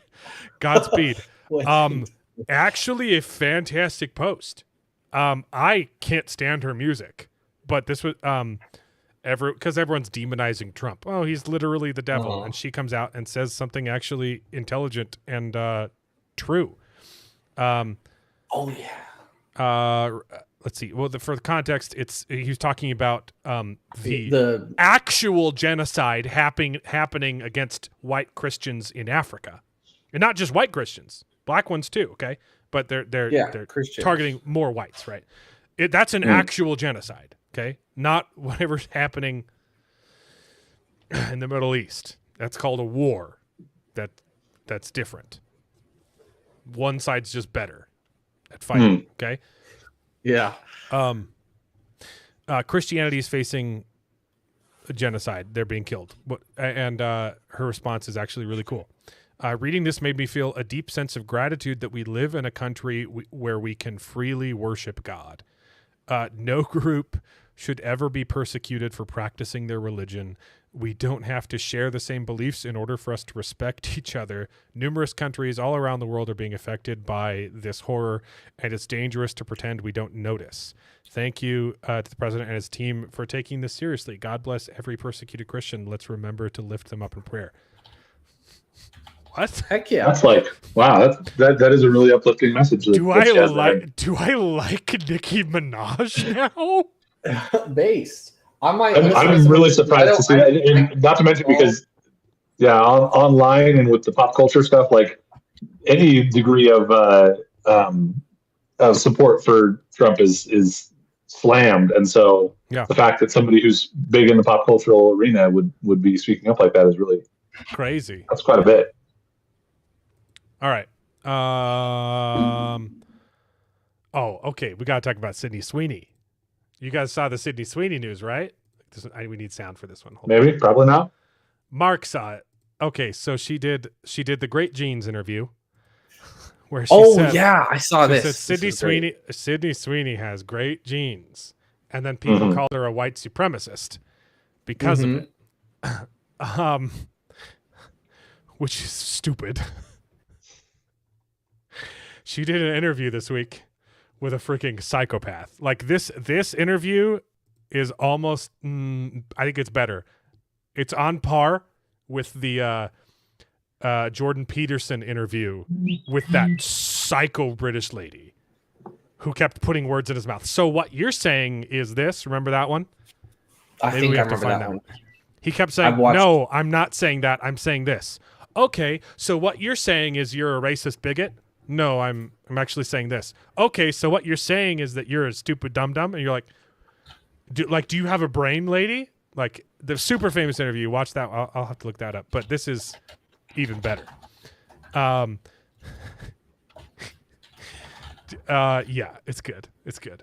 The criticism of the content, which was basically that maybe specifically in this political climate, like, white people shouldn't joke about genetic superiority. Like that was kind of like the criticism, broadly speaking. And since you are talking about this, I just wanted to give you an opportunity to talk about that specifically. I think that when I have an issue that I want to speak about, people will hear. The criticism of So this was the follow-up. So she tried several times, and at first was like, we haven't talked about the whole genes thing, and there was a lot of backlash to that. Do you want to talk about that? And her first response was like, I did a jeans ad. I love jeans. I wear them every day. What's the problem with that? And she's like, well, some people said that you were a Nazi because of it, right? Like, I think the issue is that white people shouldn't I think like maybe sort of brag about having superior genes. Maybe the issue is that you're a white person and that you said you said that Aryan genes are superior to other genes. Do you want to maybe prostrate yourself before the woke left and publicly flagellate yourself in an apology to the woke mob? And she says no. Yeah. Verbatim, right? That's pretty much what she said. Also, you have to be an actual moron to think that that's what the ad was about. Like, the ad didn't say, hey, I'm a white person and white people's genes are better than all of the other colors. No, the ad said, hey, I'm a freaking hottie and I have great genes. And guess what? Those genes are Levi's. Here's the thing. It's a pun. It's a freaking pun. She didn't even say superior or better than. She just said, I have great genes, which is objectively freaking true. Yes, it is. But the people who believe that she was talking about white supremacy did not watch the ad. They only watched the articles and the backlash that on it. said it was they white only supremacy. Read the headlines. There you go, Mark Clark. I promise you, they did not text watch your the mother. ad. Tell her to make you some no-bake cookies, and you better add peanut butter. Some people don't put peanut butter in their no-bake cookies, and they are wrong. I'm one of those people. I think they're better without peanut butter. Well, I'm sorry. I love peanut butter, but no-bake cookies. Do we still have rocks in the chat? Can we get some rocks for Charles? Yeah, rocks in the chat for yes, they're not for me. Woo! Jared hasn't said anything stupid yet. I know. I mean, I'm sure I've said something stupid here. I said something about would have been a brony if I'd ever watched it. I don't know. Isn't that great? Don't you want to? No, Sydney Sweeney is fantastic. Apologize. Don't you want to say that prostrate yourself for the white supremacy? No. See, and here's what I would say is like I'll disavow white supremacy, but like that was never a part of any conversation. Period. That's the problem. You can't say that though, because they do that to Trump. They asked Trump to disavow white supremacy 1,000 times, and he kept saying, "Yeah, did you not watch the original clip? The original clip where I was accused of white supremacy? I literally said, I'm not talking about the white supremacists, but there were good people on both sides who got mixed up in this protest thing, and both people got hurt. And I'm specifically not talking about the white supremacists and neo-Nazis in that statement." And then for 4 years, anytime he went online, anytime he was in an interview, they said, "Hey, really quickly, do you want to disavow white supremacy?" And he's, Of course I do." And it didn't matter because they'd lie about it anyway. If you acknowledge it exists at all, you're already giving them ground. And her response is perfect. If I want to talk about something political, you'll know. And I'm not even going to give you the decency of accepting that your statement has any validity whatsoever. Even responding to the question makes you look guilty because it makes you think that, at one point you said something white supremacist. And that's the plan. That's by design. This was a super move by Sydney Sweeney to just shut it down. Phenomenal. That's what you really need to do, is just be able to say, I never said anything or supported any kind of white supremacy to begin with. So you can't even say that though. If you say that, like Trump said that, and it was true, and it didn't matter. But I mean that's the thing to say, is that I never did. I never had any degree of support for white supremacy. So what she did was answer the question that was being asked. She said, "Do you want to talk about this?" And she said, "No, because it doesn't deserve to be talked about." Mm-hmm. Phenomenal. It was a masterclass. Yeah. Publicity. I agree. Mastermind. It was ridiculous that was a taken to be a masterstroke of publicity. Mm-hmm. Yeah. We tried spaghetti. Okay, that is one thing. Some people, no. But some people put those Chinese dry noodles. Those what are they called? Oh, those, those brown, shrivelly ball sack looking noodles. Some people put those in no-bake cookies, and they are wrong. Yeah, that's an odd one. If you do that, you deserve to prostrate yourself in front of the woke left, and for public flagellation. You don't put those Chinese noodles in a no-bake cookie. That is not okay. It's just oats. Yeah. Just oats. That's it. Yeah. In regards to no-bake cookies, there is no free will. You could probably do it with not frosted flakes. You could probably make a pretty good no-bake cookie. You might have to alter the recipe with corn flakes, though. That'd be good. That's another no-bake option. Crispy Rice Krispies. Crispy Rices? Rice Krispies treats, baby? Rice Krispie treats. That's another no-bake option. You need a stove for that, but... I was going to say, you need to actually do Crispy Rices, because that's going to be the off-brand version of Rice Krispie treats, so it'll be a little cheaper. Yeah, this is great. This is great. It's the question: when did you stop beating your wife? Mm-hmm. You can't answer that question and not look guilty. Yep. Well, that's why I'm saying you answer it. I never did. Yeah. If I was beating I my never wife, stopped beating my wife. I never did beat my wife. I never stopped.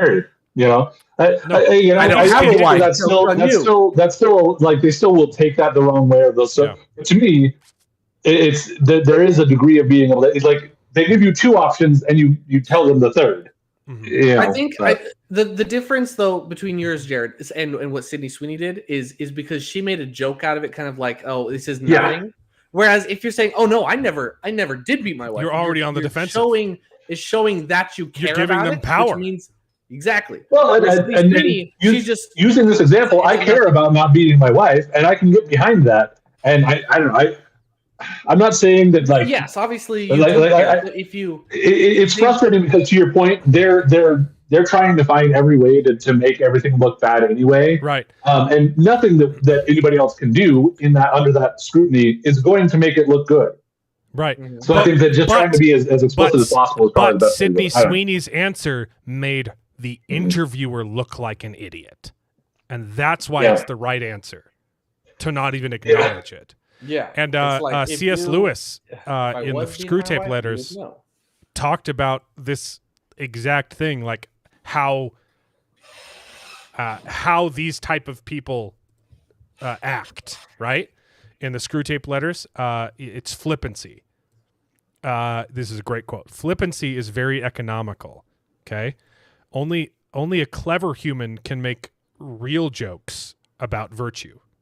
Or indeed about anything else. Any of them can be trained to talk as if virtue itself were funny. Mm-hmm. Among flippant people, the joke is always assumed to have already been made. Mm-hmm. No one actually makes it, though. But every serious subject is discussed in a manner in which implies that they have already found a ridiculous side to it. If prolonged, the habit of flippancy builds up around a man the finest armor plating against the enemy that I know. And it is quite free from the dangers inherent in the other sources of laughter. It is 1,000 miles away from joy. It deadens instead of sharpening the intellect, and it excites no affection between those who practice it. This is basically every single late night host to a T. Mm. They don't tell jokes anymore. They just say, Trump did a thing. Mm-hmm. I'm implying that was a stupid thing. Because that's what the left is. It's not clever. I'd say that a lot of comedy is guilty of this, though. But yeah. Whose quote is this? C.S. Lewis, dude. Oh shoot! I actually need to get going because I'm going to try to see if I can make it up to to Black Phone 2, and that starts in about 20 minutes. So okay, you want to see a good meme? Yeah, sure. So Zohran Mamdani just got elected mayor of New York City, and he's officially moved the mayoral office underneath the Children's Hospital. Because that's what Hamas does. I see. It's a good joke. It's very clever. I'm disconnected enough from all of it that it went right over my head. But this is this is one of the best jokes. I forgot they've ever made. that Hamas did that, but that's a really good one. Yeah, that's why they get they can't. Yeah, that's why we couldn't blow. That's them why up. Israel can't retaliate because they're hiding behind. They're shooting rockets from children's hospitals into Israel. Yikes. You can only respond with the ground force. I remember that they did that. I had forgot about it when the joke was made, but that's really good. Yeah. Never forget. All right. Well, you guys enjoy the rest of your stream talking about the actual entertainment, since I didn't have anything to bring to that conversation. Go see the movie. Yeah, for sure, man. It was great seeing you, though. It was great. Always good to see you. Always good to chat. Stephen Colbert said he's a conservative. I mean, he said that for years, right? What? Back on the Colbert Report or whatever. Anyway, all right, I'm out of here. See ya. Hey, see ya. Here. Did you see that the polls, like 80% of Mandami's votes came from people who had lived in New York for less than 5 years? Yeah. Yeah, that's his entire base, or new New Yorkers. Anyways. Yeah.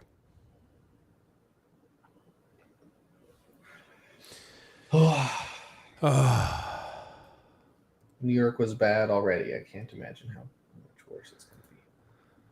Okay, so a House of David or Plur1bus?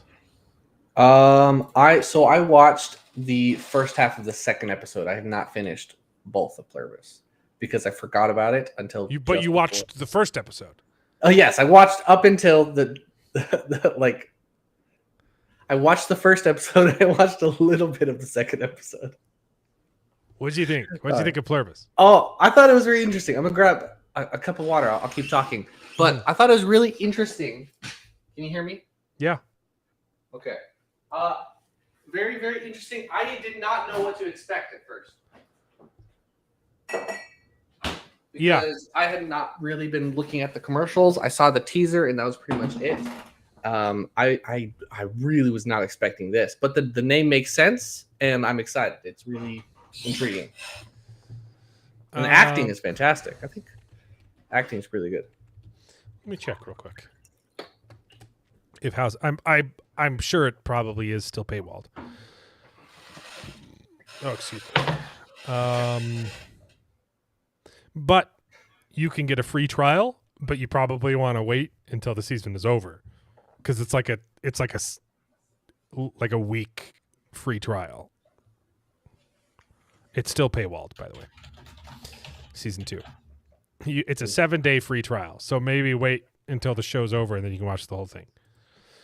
I liked Plur1bus a lot. Don't even mind the lack of U-Hauls with a lesbian couple. I will say, yeah. So, I really liked Plur1bus. I mean, just the camera work alone, you can tell. The pacing as well, you can tell this is Vince Gilligan doing his thing. Doing a lot of show don't tell. Exposition through wordless exposition, which you got in the first episode a lot, showing how the virus spreads and everything. Really, and he's a master at that. He's also really good at, like, his thing. He'll show you something out of context to like tease and then slowly give you the context. And you're like, oh, that's why you showed me this at the beginning, right? Like the famous one is during Breaking Bad, where the season opens up with the teddy bear with an eye missing floating in a pool, and you're like, what? What is this? What's going on? Why is there a teddy? Why is Walter White fishing a teddy bear out of a pool with one of the leaf cleaners? And then by the end of that season, you're like, oh, that's why. Yeah. He does that a lot. Dang. Yeah, Mark Locke made it. Episode 2 was awesome with the no talking Plur1bus. for what 10 minutes or so. What? The beginning of episode 2 with the pirate lady or whatever. She with because they do it in the first episode. I guess there's the main character swearing a lot, but the whole sequence, the whole hospital back of the truck sequence. Oh yeah, that's like 15 minutes, mostly no dialogue and like nonstop,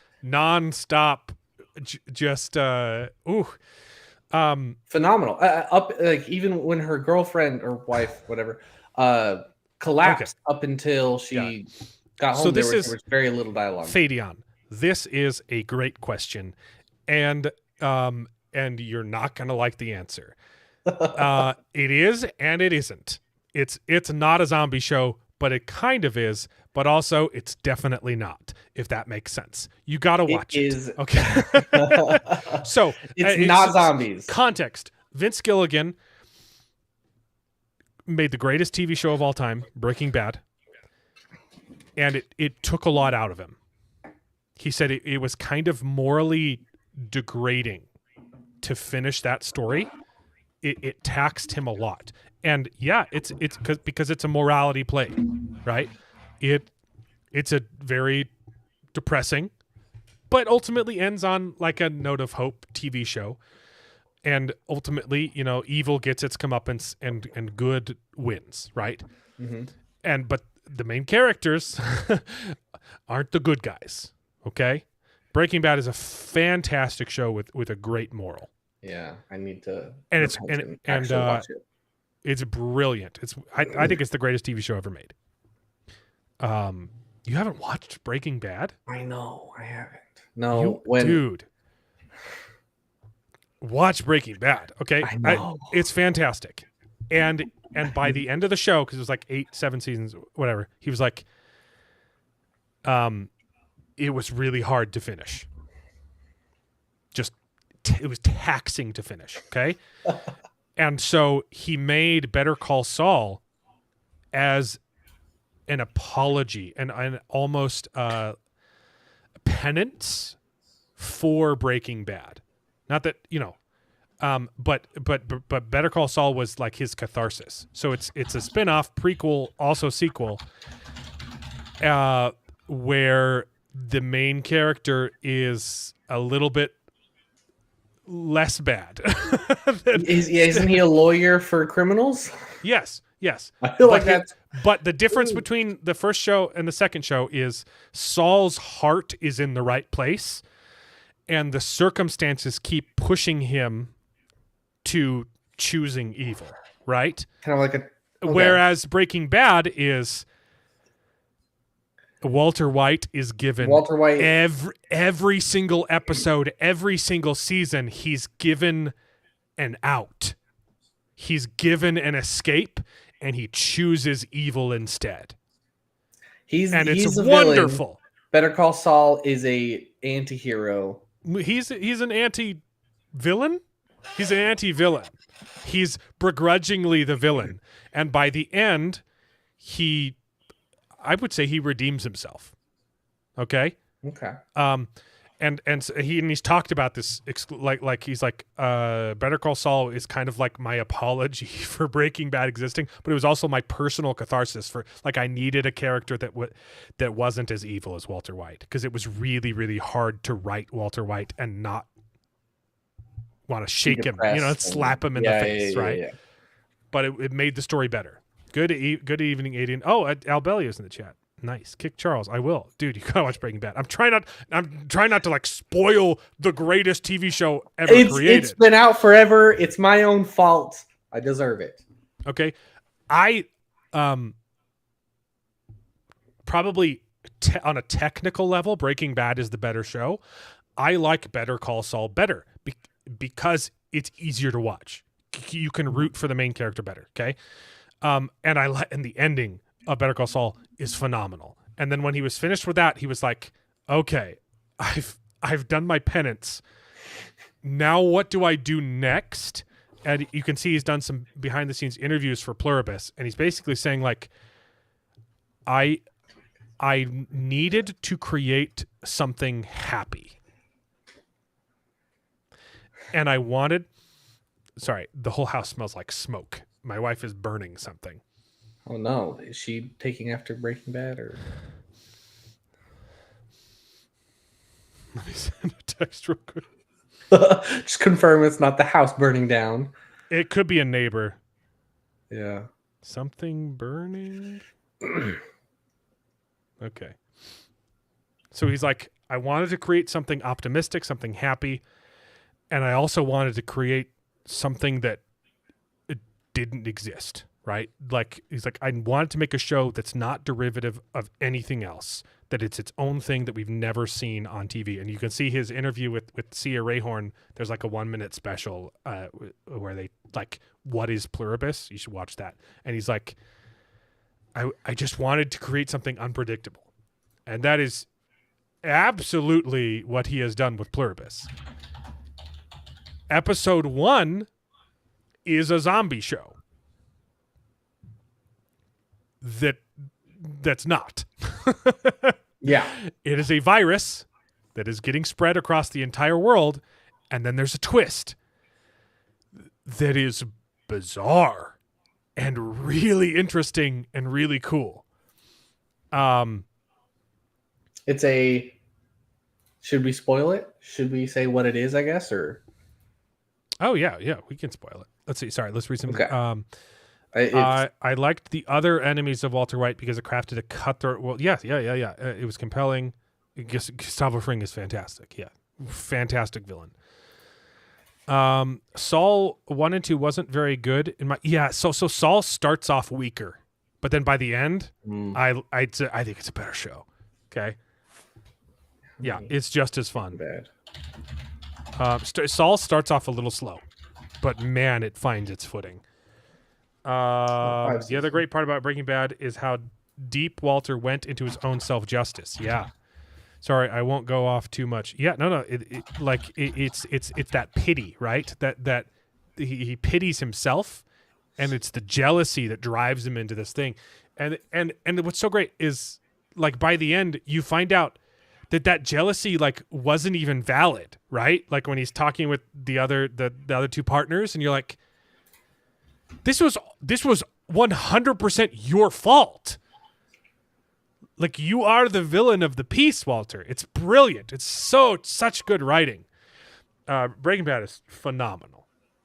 And by far the greatest line of the whole show is that final confrontation between Walter White and not Sydney. What's his wife's name? Is it Sydney? I don't know. Maybe. What's the wife's name? Skylar. Sky. That final conversation between Walter White and Skylar. The whole don't say that again. I can't spoil it for Charles, but when she's like, don't say the thing that you've been saying this whole show. Don't say it again. And when he finally changes his tune and says, you're right. I didn't do it for what I was saying. I did it for this. Oh! It's so freaking good. Breaking Bad is perfection. And wow, Plur1bus is different.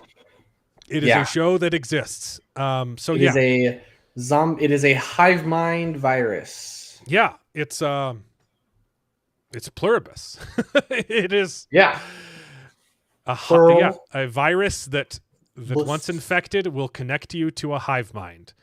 And they get every single human on Earth except for 11 people. And kill many in the process. Yeah, some people die. Girlfriend. Some people can't handle the conversion. and some people Yeah. die because they got in accidents when they were taken over, right? Yeah, that's true. Wow. But like, talk about technically. What? Well, technically, it's not unique. I don't know how many other places have done it, but I did. It's in Rick and Morty. There's one episode where they've got a hive mind virus kind of thing. Okay, yeah, it's a concept. Yeah, the concept. You're right. Yes, yes. The show, I'm sure, is concept unique. of a hive mind has existed before, Charles. Also, No. a zombie apocalypse has existed before, but not like this. Okay, so episode 1 is structured like a zombie apocalypse, and you see how it spreads. Man, but the wordless storytelling, watching how it starts in the lab. And then she goes, licks all the donuts, Yes. and then they kiss people to convert them to zombies. I thought licking the donuts was a fantastic. But man, when they walk into the room and they're getting out petri dishes and they're swabbing and swiping them and then putting them in a box and they're all doing it in unison, was just the coolest. That was my favorite scene of episode 1. The concept of Plur1bus is great, but I think they wrote themselves into a corner, which how will the story progress? The main character can't do anything. That's what I'm fascinated about. Yeah, this is going to be a really hard story to tell, and I don't know what's going to happen.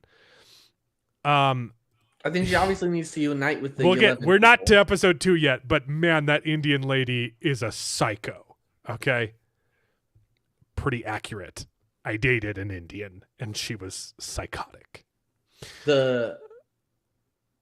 Is this one of the 11, or is this? Yeah, one of the humans. Okay. Oh, okay. Yeah, their hive minds have existed before. Okay. But I'm talking about this. They wrote themselves into a corner, and I think they did it on purpose to see what happens and how they can escape that corner. And I'm really excited to figure out where this story goes, where the heck they take this story, because wow, it's different. Okay. So yeah, man. And then them spreading the virus was great. And the whole sequence where her girlfriend collapses and she's trying to get her to the hospital. And she walks into the bar too, and they're all convulsing. So freaking good. And you got the singer who's breathing into the microphone. Yeah. Oh, goodness. Like, so cool. It sounds like the pie episode from Supernatural where everyone gets happier in a similar fashion. Yeah. I've not seen that one yet. Here's the thing. All of these examples are one-offs. Hey, this is an idea. That's true. And it can only go so far. But this is the entire show. It's never been explored like this. Supernatural sucks. I agree. Supernatural agree. is fun. It's not the greatest thing ever. Bro, I watched like 4 episodes of season 1 and I gave up completely. It's fun. Show. It's fun. It's an episodic 2 brothers fighting monsters. I got to it's fun. In like the 5 episodes I watched, there were 3 filler episodes, and one of them was the bees. Oh my gosh. I've never seen a worse TV show. Not all the episodes are fantastic, but there are a lot of fillers because it's episodic. It's an episodic. It's not filler. It's episodic. You can have filler episodes in an episodic TV show, bro. Yeah, you can. Community is episodic, and there's not a single filler episode. Okay. Supernatural is exclusively filler. It's overhyped. I agree with Hussein. It is overhyped, but it's not terrible. It's pretty. Maybe it is terrible. Maybe it is terrible. Maybe it's my guilty pleasure. Have I seen a show that's worse? Okay, sure. The Acolyte was worse. It's a low Merlin TV show. The Merlin's Apprentice. Oh yeah, and the Merlin TV show. Yeah, garbage. I remember liking the Merlin TV show, and maybe that's another bad take. But yeah, Plur1bus, fantastic. I love it. I really liked the her reaction to the apocalypse kind of thing. Well, she was really smart. She Yeah, was making very clever. really good choices too. And like, it's so frustrating in movies like this where you're like, what are you doing, you moron? But like, she was great. Like, she tosses her, I don't know if they said that if they're married, but girlfriend / wife, whatever. She puts her on the sign, pivots it over to the back of the truck, and then, lifts her up. Like, you're like, and I was so glad that they didn't just girl boss her. And like, there's no way she's going to be able to pick her up. And fantastic. They did it. She was making smart choices. I loved the whole sobriety thing where she can't get her car started because she's drunk. She had to drink at the bar. So cool. I have not seen the new Frankenstein movie. I didn't know that was a thing with cars. They have like a little test to start the car. If you've had a DUI, the court will mandate that. Yeah. Oh, I didn't know that. Okay. But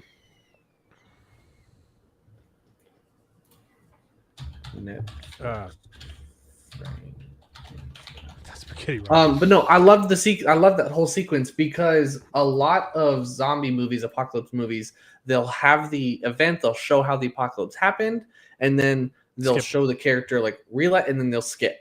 And I love the sequence of their reaction to the apocalypse as it's happening, and they did it fantastically. Well, yeah, and she gets to you see like she's driving there, and you see the police car, and she's like, yes, and then it's flipped. Oh no, not again. You get to the hospital, and it's the same there.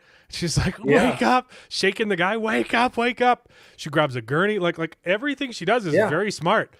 And then when she sees them all turn around, right? When she sees the White Walkers get animated, right? And they turn around, you're like, what do you do in that situation? And it was really, really cool. And then them all talking and knowing her name. Hi, Carol. What? Super unique take on a zombie apocalypse. And it's not quite a zombie apocalypse. And that was his thing. He's like, yeah, it's a zombie apocalypse, but is it bad? Like, that's what the show's going to explore. Like, hey, maybe it's better that humanity doesn't have free will because it ends all wars and all this stuff. Obviously, I have a personal... I would side with the main character for sure. Free will is important. But it's fun to explore. So I've only seen a couple episodes of The X-Files, and I've seen the movies. I should watch The X-Files. But one more thing to add to my list of things I need to watch. I've got to watch Breaking Bad. I can't watch The X-Files. Wow, Plur1bus. So, where does episode 1 end? She gets home. She gets home and she talks to the TV. Press secretary. Ooh. Hi, Carol. So you must have a lot of questions. They create. At first, when they started doing the animation, I was like, "Are we getting an exposition scene? This is so stupid." And then like 2 seconds later, you're like, wait, no, this is fantastic. Yeah. They made a custom animation to explain to the character, like, this is so different. Like, they're nice. Yeah. It's a nice hive mind. But the thing is that the exposition, we all could have already, we all knew the audience knew. The audience knew, but the character didn't. And her reactions to that scene were really interesting. Yeah. And then paired with the opening scene of episode 2, where they get a pirate lady, and you're like, they're just like catering to her, like they're trying to relate and you're like, that makes the weird animated. It was the fact that they had an animation ready. I was like, what?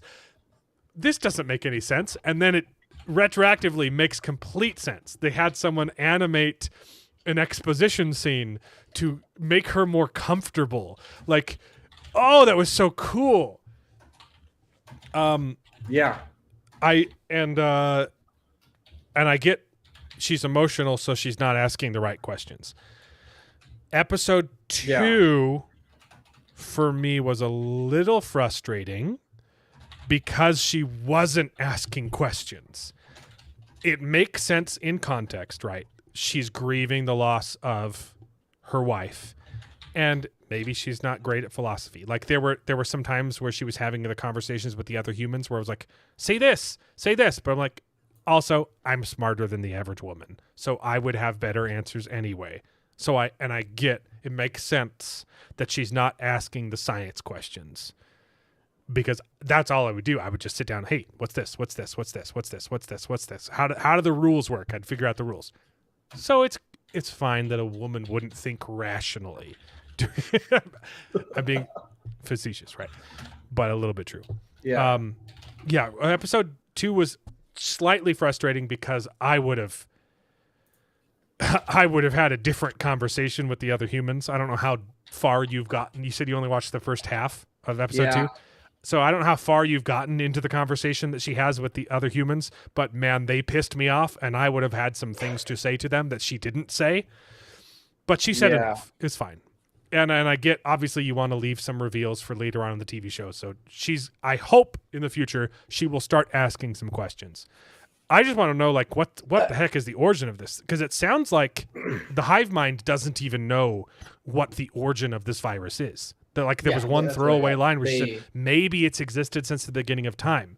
So it's a virus that was broadcasted through space, and they fixed it, and it created this human hive mind. But even that human hive mind, they have directives, right, to spread, and they have biological necessities. They're like, it's incapable.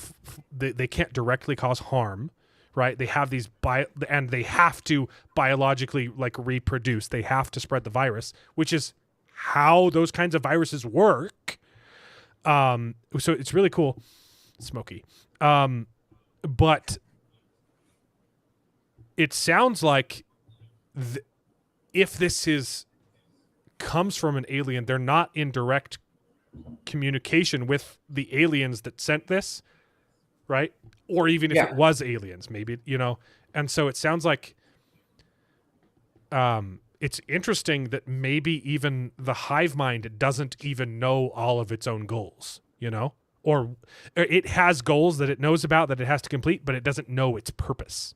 And of course, that's what I'd be asking. And that's interesting. Who sent this? Do you know? Like, do you have? What an interesting show. And I really like that it's giving us rules, right? And I like that I would have been more challenging, but I like that she challenged them. It's like, so you can't directly cause harm, but you literally killed millions of people because you had to do it fast. You're like, so what's the hypocrisy there, right? I like that question. I liked when she started asking, maybe you haven't gotten here, when she started asking the boy questions. I haven't got there yet. She starts asking the boy questions that he shouldn't know the answers to freak out the Indian lady, who's an absolute. I've never hated a character. I mean, everyone hated Skylar White, even though she was completely in the right the whole time. Holy cow! This Indian chick is way worse than Skylar White. Okay. So, do all of the humans get together at the end of the second episode? In the beginning of it. All the English-speaking humans. Yeah, they have a conference. So I've gotten to the part where she meets the pirate lady, I guess, and she's talking to her. Okay, so you haven't even gotten to the just recognized that she resembles. I guess I didn't watch. They assemble a conference for the. Not all of them can speak English, so she requests a conference with the 6, well, including her, so the 5 other people who can speak English, and they. I'm not going to spoil that. That's a really good one, but in the swear jar, in the sweat job, I assume you meant swear jar. I mouthed it. Okay, and I pronunciated the first couple syllables. I heard. I'm excited then to meet this Indian lady. She is awful. I mean, can you give her justice? Because no, you can't play the devil's advocate. She probably had some loved ones die or be mind controlled. No, that's the thing. All right. They're not. She brings her family, and they're mind controlled, and she's like, "Do you not have a problem with this? That they literally took over your family?" She's like, "No, that's still my son. That's still my husband." And you're like, "Shut up, you vapid!" Like, She is despicable. Oof. And so well written. What I want to know is the baby from the scene in the hospital. I assume the baby's infected as well. Yeah. What does that look like? Can the baby talk? And can the baby move? I hope they show that. That would be really cool. You get talking babies. Yeah. Heck yeah. But I love the conversations, right? And I wish that the main character was a little bit better at philosophy. That's because I would be, right? So right. Yeah, I'm having a hard time identifying. Okay. Hold on. So my wife texted me back. Do we need to add somebody to represent you?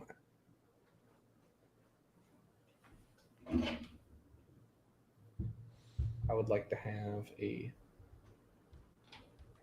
nerd. No.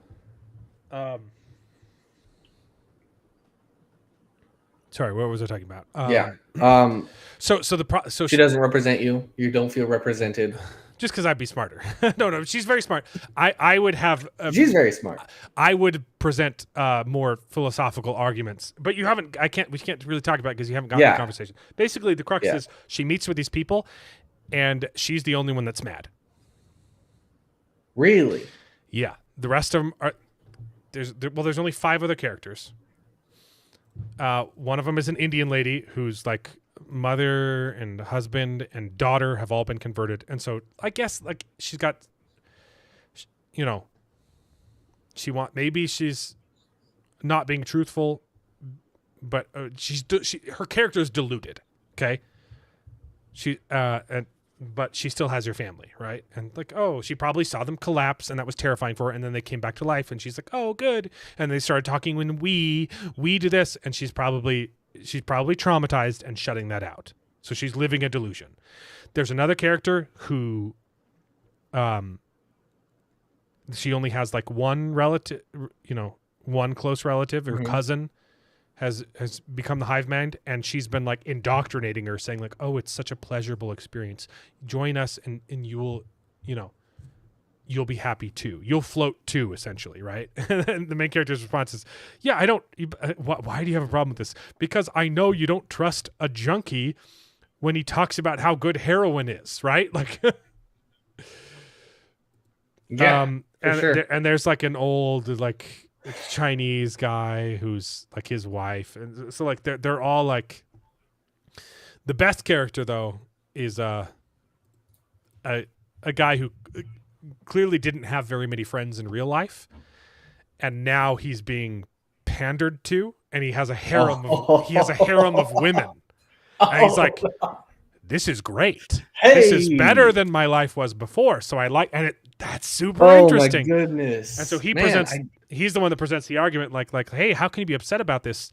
Right now, there's no more wars. There's no more famine. Like, everyone's living in peace. It seems like we're in a better place. And I specifically am definitely in a better place than I was before. Great character. So good. I love his character. I hope he's in the whole season. And I hope him and Rhea Seahorn are fighting the whole time.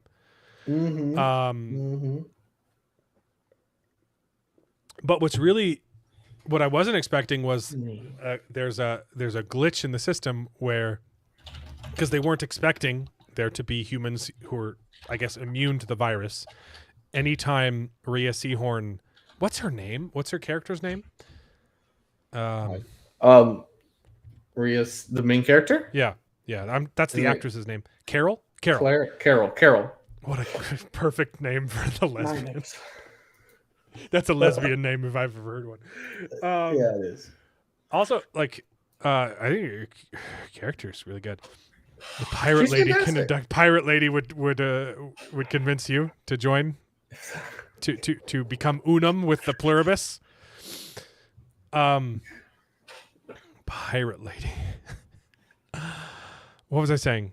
Okay, so anytime, have you gotten to the part where Carol gets mad and they shut down? Shut down? No. Okay, so I just got to the part where she recognizes the the pirate lady as the. Okay, I'm spoiling a little bit. They start talking, and she gets really mad and yells at the pirate lady, and it's like turning the computer on and off again, or off and on again, right? It like resets this, so they go to that convulsing thing again that you saw in episode 1 for like 10 minutes, and then they revert, and they said it's like a feedback thing because they weren't expecting any of this opposition. So anytime, and it's a happy virus, it makes everyone happy and complacent, and so when they're exposed to her being angry, it like overloads their system and shuts down everyone on Earth. Wow. And some of them die because of it, right? Like they were driving a car. Wow. And they get shut down, like have an epileptic seizure, and so she feels super guilty for killing a bunch of innocent people who've had their minds controlled, right? So it's really cool. Carol has empathy for all these people, really cool. Right? She has empathy for the people that they were, but not for the hive mind, right? So she's like, I don't want to kill you, but like, she's like, I just killed a bunch of. They've already been screwed over, and now I just killed their bodies, Yeah. Yeah, watch this. I mean, we don't know if they're still in there. They might gotta still finish be watching episode 2. I've got It's to. fascinating. This show is so interesting. Yeah, she's howling like a wolf. So it's setting up this whole thing where she's trying to fix the problem, but she has to control her anger because every time she gets angry, millions of people die, and you're like, oh, this is such a bizarre premise, and I have no idea where it's going, especially because. Okay, I gotta spoil a little bit more. When she has the conversation with the humans, Charles, she sits them down and she's like, "Okay, you guys all leave. Like, we need just humans talking now, right?" And she's like, "What are we gonna do? What's the plan, guys?" And she doesn't realize that she's the only one that's not better off right now, right? Or at least living in delusion. Okay, she's the only one that's kind of against them. She's like, "Are any of you guys scientists? Does anyone have any background in biology?" And like, no one's responding. She's like, "Does anyone know anything about computers or like anything? Does anyone have?" And they're like, "We got to fix this. How are we going to fix this problem?" And they're just like, "Why would we fix it?" And you're like, "Ah!" It's really, really cool. What a fascinating, unique premise. I'm so curious to see where this goes. And it's really good. Yeah. Really cool. Man. It's unfortunate that I also forgot about it. And so Vince Gilligan's like one sentence pitch for the show is in that same clip. He's like, so Plur1bus is about the most miserable woman on the planet trying to save the world from happiness. And it is so appropriate that the most miserable woman on the planet is a lesbian. So, I love this show. I think it's fascinating. I think it's phenomenal. I love Vince Gilligan. I love Rhea Seehorn. What a great actress. She's so good in this. I can't wait to see where it goes. She's been doing fantastic. I will say I was sad. The Indian, is he Indian? I don't know. Maybe I just did a racism. One of the scientist guys. The one in the room when the girl gets her finger bitten. Oh, yeah. I really like him as an actor, and I was really excited when he came on screen, and I'm disappointed that he's part of the hive mind. I was hoping he was going to be one of the human characters who. Yeah. But, I also wasn't expecting a total takeover. Like, they win, and there's only 11 humans on Earth, and only 5 of them, only 6 of them can speak English. So, yeah, this very quickly turned into like The Last Man on Earth. Have you seen that one? I didn't finish. I watched like the first 2 seasons. I realized I never finished watching that show. It's a good show. The last season is weird. Yeah. For season 1. And it gets cut off. They don't. Season 1 is absolutely perfect. Such a funny show. Season 2 is good too. I love season 1 and 2 together. But it doesn't get finished. It's not finished. Is he Indian? Okay, I gotta figure it out. Yeah. Karan Soni. I like him. on Sony. I think he's a funny guy. I think he's like the taxi driver in the Deadpool movies. Oh yeah. What's his ethnicity? Let's see. India. I didn't do a racism, guys. He's from New Delhi. That's as Indian as it gets. But when you say when you said Indian, is that Native American or Asian? India. From India. Well, you didn't specify because that could refer to Native Americans. So that might have been racist, but you weren't. So good job. Yeah, no, he is a good actor. I like him. I was sad. It was a shame that he wasn't in Deadpool 3, honestly. I was really disappointed. Oh yeah, he wasn't. Is he? Yeah, he's a little bit, but not that much. Deadpool 3 wasn't very good. It was fun to watch. It's not a great movie. It was fun to watch. What a cool show. Plur1bus is fantastic. It is all over IMDb. I just opened up IMDb and it's just Plur1bus. Fantastic. Is like we don't even, and I'm glad that we don't know. We don't know if this is a mini series or a TV show. We don't know if they want a season 2. Oh, it's good. And I can't wait to find out. They hear barking at a water pick running, getting ready for sexy time. You get it done, Fabian. You always gotta brush your teeth before sexy time. Yeah. I know it has 9 episodes. So 9, yeah. Yeah. Cool. We got 7 more weeks of this. Heck. If they release 1 episode a week? Yeah, they do. They will. Okay, good. I'm not really sure why they did a 2-episode release. It didn't need it. I was hooked. I was hooked with episode 1. Yeah. I'm glad I've seen episode 2, but you did not need episode 2. I don't know. Maybe to establish the premise that it's not like apocalypse throughout the entire show, because it's the society in quotes, because it's one person now. Yeah, but that would be more fun to leave people hanging too. I'm kind of upset that I didn't have to wait. I'm kind of upset that I didn't have to wait a week to see this episode. Yeah, because like it ends with the Shining kids. Yeah. Hey, we your best friends. You have a key underneath your mattress. And it ends with freaking the TV scene. You're like, holy cow! It ended perfectly. It ends with what the heck did I just get myself into? And then episode 2 explains what you got yourself into. I wish we had to wait a week. That's silly. We'd be theorizing this whole time. Wow, what are they doing with this? And now we're theorizing a little bit less. I agree. I totally agree. I was talking with my fiance. She's disagrees a lot about this, but she didn't like it. That's okay. Well, she didn't watch it, but she disagrees with the principle of releasing every week rather than all at once. Oh, she's upset because Stranger Things is releasing them separally, and that's she's that's having a a hard deal time breaker. with that. You got to break off that engagement. I'm sorry. No, I love it.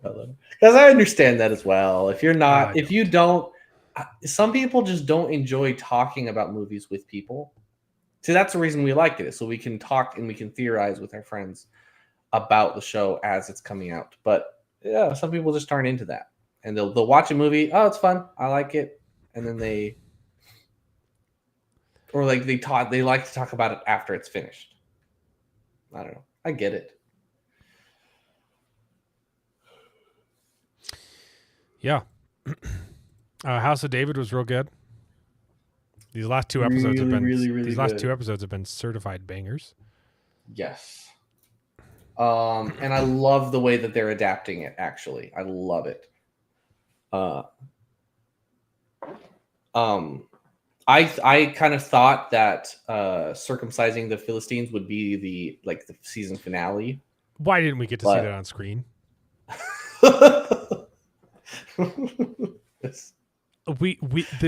dude brings a sack full of 200 Philistine foreskins Yeah. off screen?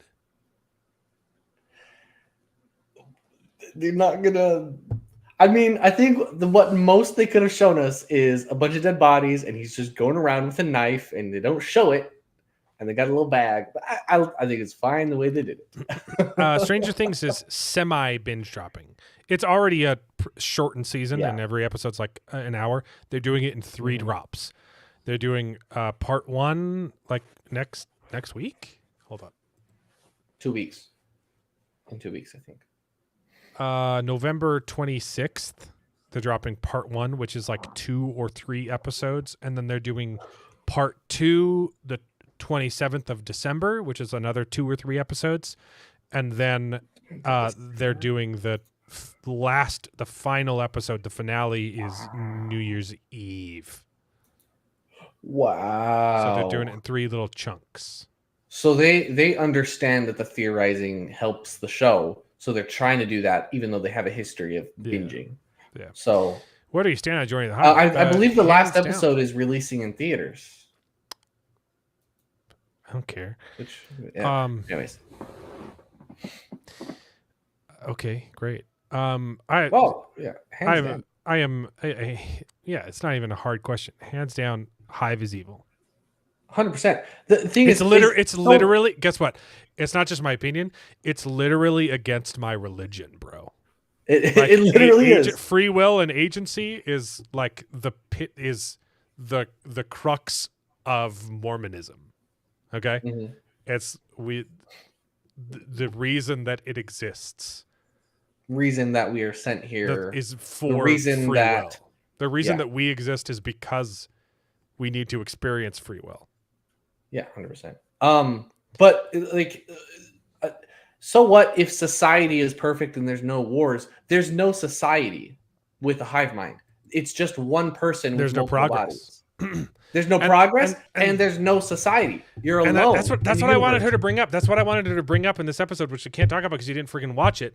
Is that they take them sightseeing? They're like, oh hey, because they had to fly people from all over the world, just like they flew the Mexican lady in who looks like her book character. So good. I like that conversation too, where she's like, yeah, but you said you can't read minds, but how did you know I was lesbian? Right? Like. You're like, oh, well, because your wife joined us before she died. You're like, oh, that's so invasive, right? You have my wife's memories. We are human without our pain. Yeah. No. Are we human without our pain? No. That is the point of experience life on Earth is to experience pain because without pain you cannot know pleasure. And this might open up a can of worms, but that is the reason that Adam and Eve had to fall in the garden is because there was no pain in the Garden of Eden, and they were not living truly. They had half lives. All right, in our theology, the fall is a great thing, but God couldn't directly command them to do it, right? So he presents them with a situation where they can live in perpetuity in innocence, and if they want the opportunity to learn, they have to start with disobedience, so that he can then give them the higher law and they can redeem themselves and ultimately redemption through Christ, right? Yeah. We all fall short of that redemption. We can't do it ourselves. And then Christ comes in as our savior. So the fall is a good thing. That's specific, like Mormon theology, right? Church of Jesus Christ of Latter-day Saints. We're supposed to say the whole name. So we have a kind of a unique take on that. But yes, the purpose of coming to Earth and experiencing life is so that we can learn good from evil, so that we can grow. What was the point? The point was, oh, right. So they fly them all to a location where they can talk, and they're like, "Hey, do you want to go do some sightseeing? Do you want to I know that you always talked about wanting to go see this. You know, this wasn't it, but it is. Oh, the Parthenon, right? I can't remember. It was some like Belarusian thing that she wanted to see, right? I can't remember what it was called. But like, oh, you always talked about wanting to see the Parthenon while you're here. You can go see it. It's like, yeah, I know. You read my wife's memory. Like, I know Guggenheim. Yeah, okay. it's like, I know you brought me here on purpose because you want me to go see Guggenheim because I always dreamed about seeing it. And she's like pissed off, right? And she doesn't bring up the fact like Guggenheim wouldn't exist with the hive mind because they can create nothing. There is no individuality. There is no expressionism. It's a museum. Okay. But like, yes. And the character, the other humans go and see it, and she's throwing a fit. She doesn't go, and they're like, "Oh, it was so beautiful." And I was like, "Use that as your argument, lady." Yes, and it wouldn't exist if we accept that this hive mind is a thing. Individual expressionism, it does not exist. You cannot learn. You cannot progress.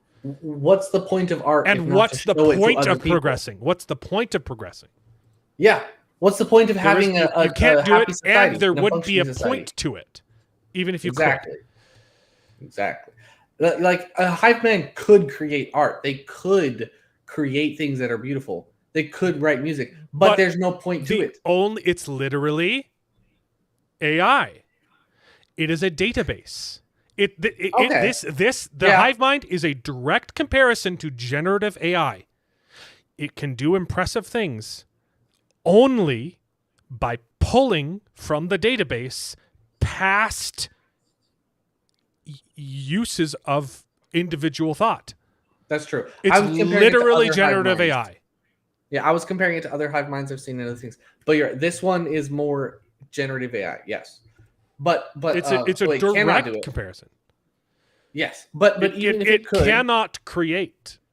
But even if it could, there's no point because there's nobody to share it with. It's like anyone who's ever created art knows that drawing is cool, but it's even cooler to show your drawings to people you love. Oh, no. And if you're a hive mind, you don't love anyone. You're just alone in the universe, unless you're dating. I got a little bald. Look at that. A little bald, like right there on this side of my widow's peak. Oh no! I think I'm losing hair.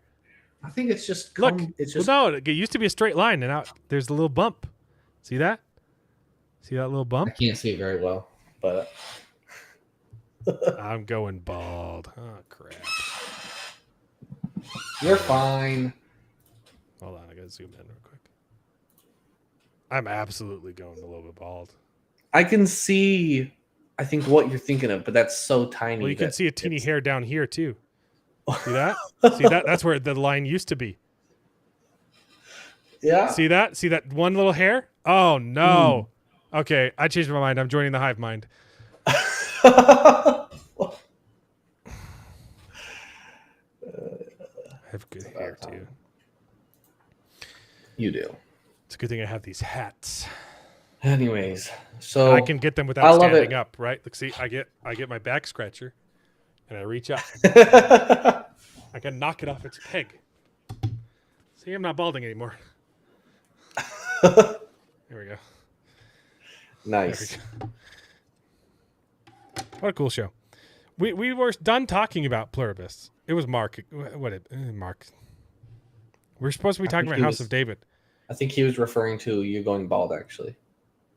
No. But he's the one that brought back a question that made us go back to Plur1bus. Yeah. What a scum. Oh yeah. House of David. Yeah, phenomenal. I like. The one complaint I could give is what we already talked about, that their choreography is not the best. It's good. It's good. It's not bad choreography. It's not like. It's not above criticism either, but it's passable for sure. It's good. Like I loved the whole attack scene. I really liked the creative way of getting out. Like they were going to burn down, so they took the barrels and they exploded the door. Yeah, I thought that was fun. It's good. They didn't really quite linger on the casualties. I didn't really notice that there were people who were dying. I saw the guy got kind of blown away by the fire, but he wasn't really on fire. I didn't really understand what he died from. Mm-hmm. And then it was really cool when David falls down the hill. And he's just facing the entire army by himself, and I love that. Great. But then one guy comes out of him, and they all just take turns fighting. Well, five guys came and he killed him, and then the guy said, "I want to." Five guys, And the hamburger came, and one of them fought at a time. 5 guys, burgers and fries. But yes, but even between the 5 guys, they all took turns hitting him. And what I wanted to see, I would love to see a RRR scene. Like every single time, I always go back to RRR did group fighting fantastically. One guy fighting off a group. It's a little bit ridiculous, but it's awesome. But it's still fantastic, and I love the way that they did it. Such a good scene. I would have loved to see something like that with David. We kind of got that in episode 2, the opening shot of him doing that. It was montage a little bit fight. More, it was pretty good. It was pretty much what we saw this time, though. It was just montage, and it was cool. I couldn't complain about that scene. That opening scene was fantastic. But this scene, there was an entire army. He's literally gonna die, except they all just send him one. They all take turns fighting him. Yeah, they also saw him kill a giant, so they're a little apprehensive. You know? Which that if they showed that, maybe the reason is he's a giant slayer. I'm not going. They literally addressed him Giant Slayer. Go get him, and they're like, me? Okay. They didn't show that. He said Giant Slayer, go get him, and then they just went over. They didn't show that they were hesitant because I'd be was hesitant. Giant Slayer. I would too, and if they showed that, I wouldn't complain. 100%. And I like the fact that the guy was like, "Oh, I'm gonna fight him. Everyone stand back." And then the guy was like, He kills him. It was good. That was a good scene. Yeah, that was good. I can't complain about that. Yeah. And that was good choreography too. Jonathan is the best part about this show, though. He's so good. Yes, phenomenal. I just love. Oh man, I love it. It's fantastic. I love how it's a setup, and Jonathan discovers it and goes in and saves them. You guys all had zero media literacy last week when you're like, I don't even understand why he has the relationship with the lady. It feels forced and out of place. And you're like, it's him accepting that he's not gonna be king. Do you not get it? And explained it again in this episode because you guys are so stupid. I'm okay with it. It's him like, hey, guess what? I get to be happy because I don't have to be king, and I actually kind of like that. And I'm gonna bang this hot nurse. It was a lot better in this episode. Yes, you've opened my eyes, and I was wrong. And I'll say I also like Mirab. I quite like Mirab, and I'm actually I like how like her. I love this ridiculous hat angle though. It's quite. I'm enjoying this. It's a good angle. Yeah, good show. I love the drama between the queen and the concubine. Mm-hmm. Fantastic. The concubine's wiggling her way, and I didn't say this before, but it was just you like the way she really wiggles? well done. No, I really well done when Saul chooses her at first. Yeah. Before the temple, and I love that scene when they're going to the temple and David is feeling guilty because he got his men killed. David's brother is feeling guilty because he just killed some innocent people, and Saul is, they go to the temple to repent, and some of these people are feeling guilty for things that they've done, and they wish they could repent and they want to, and then Saul is like, I'm actively sinning right before going to the temple because that was a good episode. That was really good. But the convo between Solomon, no, not Solomon. Saul. Saul and the prophet's wife, Samuel. Samuel's wife. Oh, Samuel's wife. So good. I forgot her name. Yeah, that was great. Yeah. I'm enjoying the show. How many episodes are left? There's 2. There's only 8 episodes this season. So we'll probably have to end with him discovering that David is the anointed. So canonically, yeah. From the base material, I'm pretty sure what happens next is kind of the next thing. He kills. Technically, they actually skipped over something. They might do it out of order. I don't think that he really discovers that David is the anointed. I believe that he kind of starts fighting against David just because he's jealous of him. really. They don't mention that he knows that he's the anointed, but it's probably implied. Yeah. I mean, but they're already even if he doesn't find out, they're already setting up his jealousy, right? They already have set it up, and it's done fantastically. And his wife is straight up saying like, "Hey, this guy's a problem." So he's already a threat, even though he doesn't know about the anointing.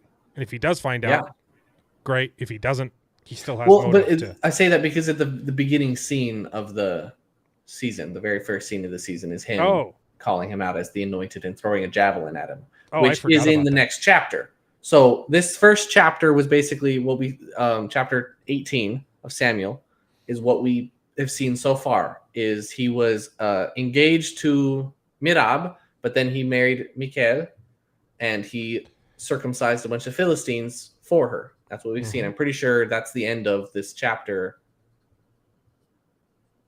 Except it says something about the princess of Philistines. It doesn't say much. But then the next one is there's a marriage, and then Saul goes crazy and he throws the javelin at him. And I think that was in episode 1 or episode 2. I was in episode 1. It's after the fight, or is it the first? Oh no, maybe it is episode 2. I don't remember. I don't remember that scene. How to go? I know we've talked about it. But I don't remember it happening. I'll have to go back. I think you're right. That's episode 2. Because episode 1 is the maybe it ends with that. Mm-hmm. Maybe it starts with that. I don't know. I'll have to rewatch. Oh no, I'll have to rewatch it. But yeah. So this next chapter is when Saul tries to kill David. He flees. Michal helps him escape, and he joins the prophets. He joins Samuel. Anyways, so we'll probably end the season with him escaping. That's my guess now. Anyways, it's done really well. I like it. Yes. Did you see there were 9 episodes for Plur1bus? Yes, there's 9 episodes for Plur1bus. All right, then that's going to end in December. 9, yeah, that'll be the last show December. So I need to get next year's schedule ready, so we know what's going on. We know we're getting 2 shows in January, Night of 7 Kingdoms, and the other one we already talked about. I can't remember. Yes. The Night of 7 Kingdoms. Something else. I need to start making a list because I forget what we talked about. I have the list. It's shared with you. Do you? Yes. What? There's a list. Oh, maybe I didn't share it. Hold on. I forgot. We added you later. Hold up. Share with. Oh, oops. I had no idea there was a list this whole time. That's why I kept asking in the chat. Sorry, I forgot. I forgot. Now you're added. Okay. Nice. Yeah, next week, more House of David, more Plur1bus. Also, Now You 3 Me, that I'm not seeing that garbage. I haven't seen the originals. The first ones. Maybe I go see Now You 3 Me on a Tuesday, so 2 weeks from now. On a discount Tuesday. But yeah. We're gonna have. Nice. Did you see the Gremlin poster meme that I sent you for Gremlins 3? Did you send me? It's not important. I'm pretty sure it's fake, but I thought it was funny. Oh, you sent email or private chat? Where'd you send email? Okay. Email. I don't think I can send images to the private chat. We have 7 more weeks of Plur1bus, and I'm happy about that. That's not true. That is absolutely. It looks terrible. I'm really. Yeah, it says yup. It's Gremlins time, Charles. It's not. Yeah. Maybe they're making fun of Morpheus. Not. Morphin time. Also, that's not in the movie. Did you know that? I thought he said it's morphin time in the movie. He doesn't. It's Morbin time. Oh, it's Mormon. Because it's morphing. So it's morphing time, Charles. Comes from Mighty Morphing Power Rangers. Oh, I didn't know that. And I thought it was from Morbius. It's Morbin time is the meme of everybody making fun of Morbius. Okay. That makes a lot It's more not in the movie. He never says it's Morbin time. Yeah, so I hadn't seen it. I had heard the memes before I'd watched it, and I finally watched it. I was like, wait, he never said the meme. No, that's people clowning on the show for how bad it was. And for some reason the studio thought people like our movie because it's good? No, they like your movie because it's garbage. And then they re-released it in theaters 6 times. Oh my goodness. That's crazy. Okay. That is atrocious. Dawn of Desmond. Gross. Well, I'm looking forward to more Plur1bus. 2 more weeks of House of David. And then I think we're good in we'll have Night of the Seven Kingdoms in January. That other show we already talked about, mentioned. I can't remember what it was, but that comes back in January. What was it?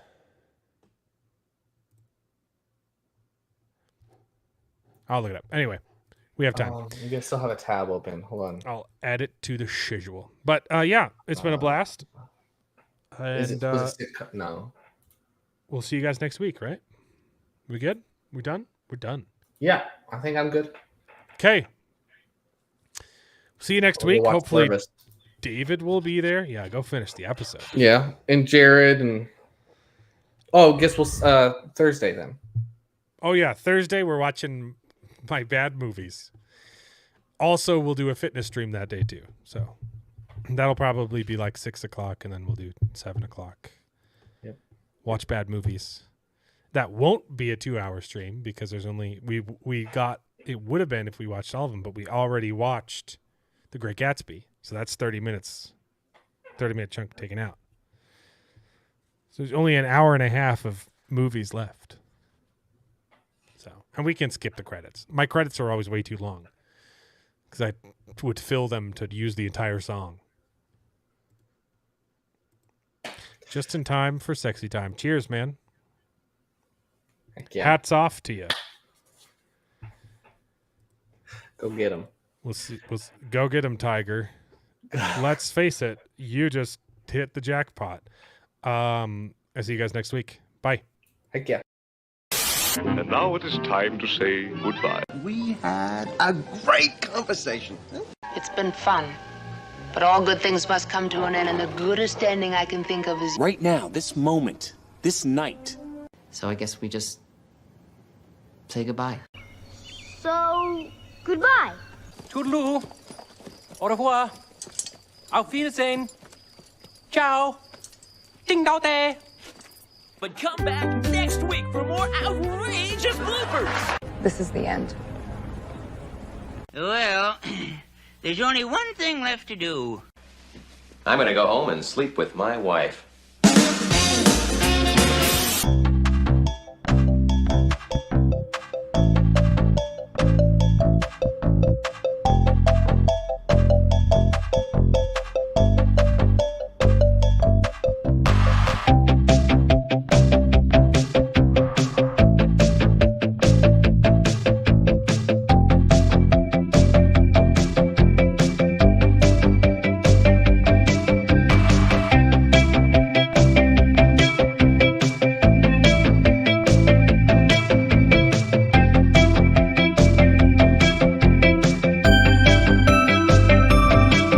Well, I hope you enjoyed the video. If it's true, please take a minute to subscribe to the channel, and you can join us along for the ride. And if you pay me, I'll try to be more entertaining. So please consider joining Patreon and getting your name in the credits with pride.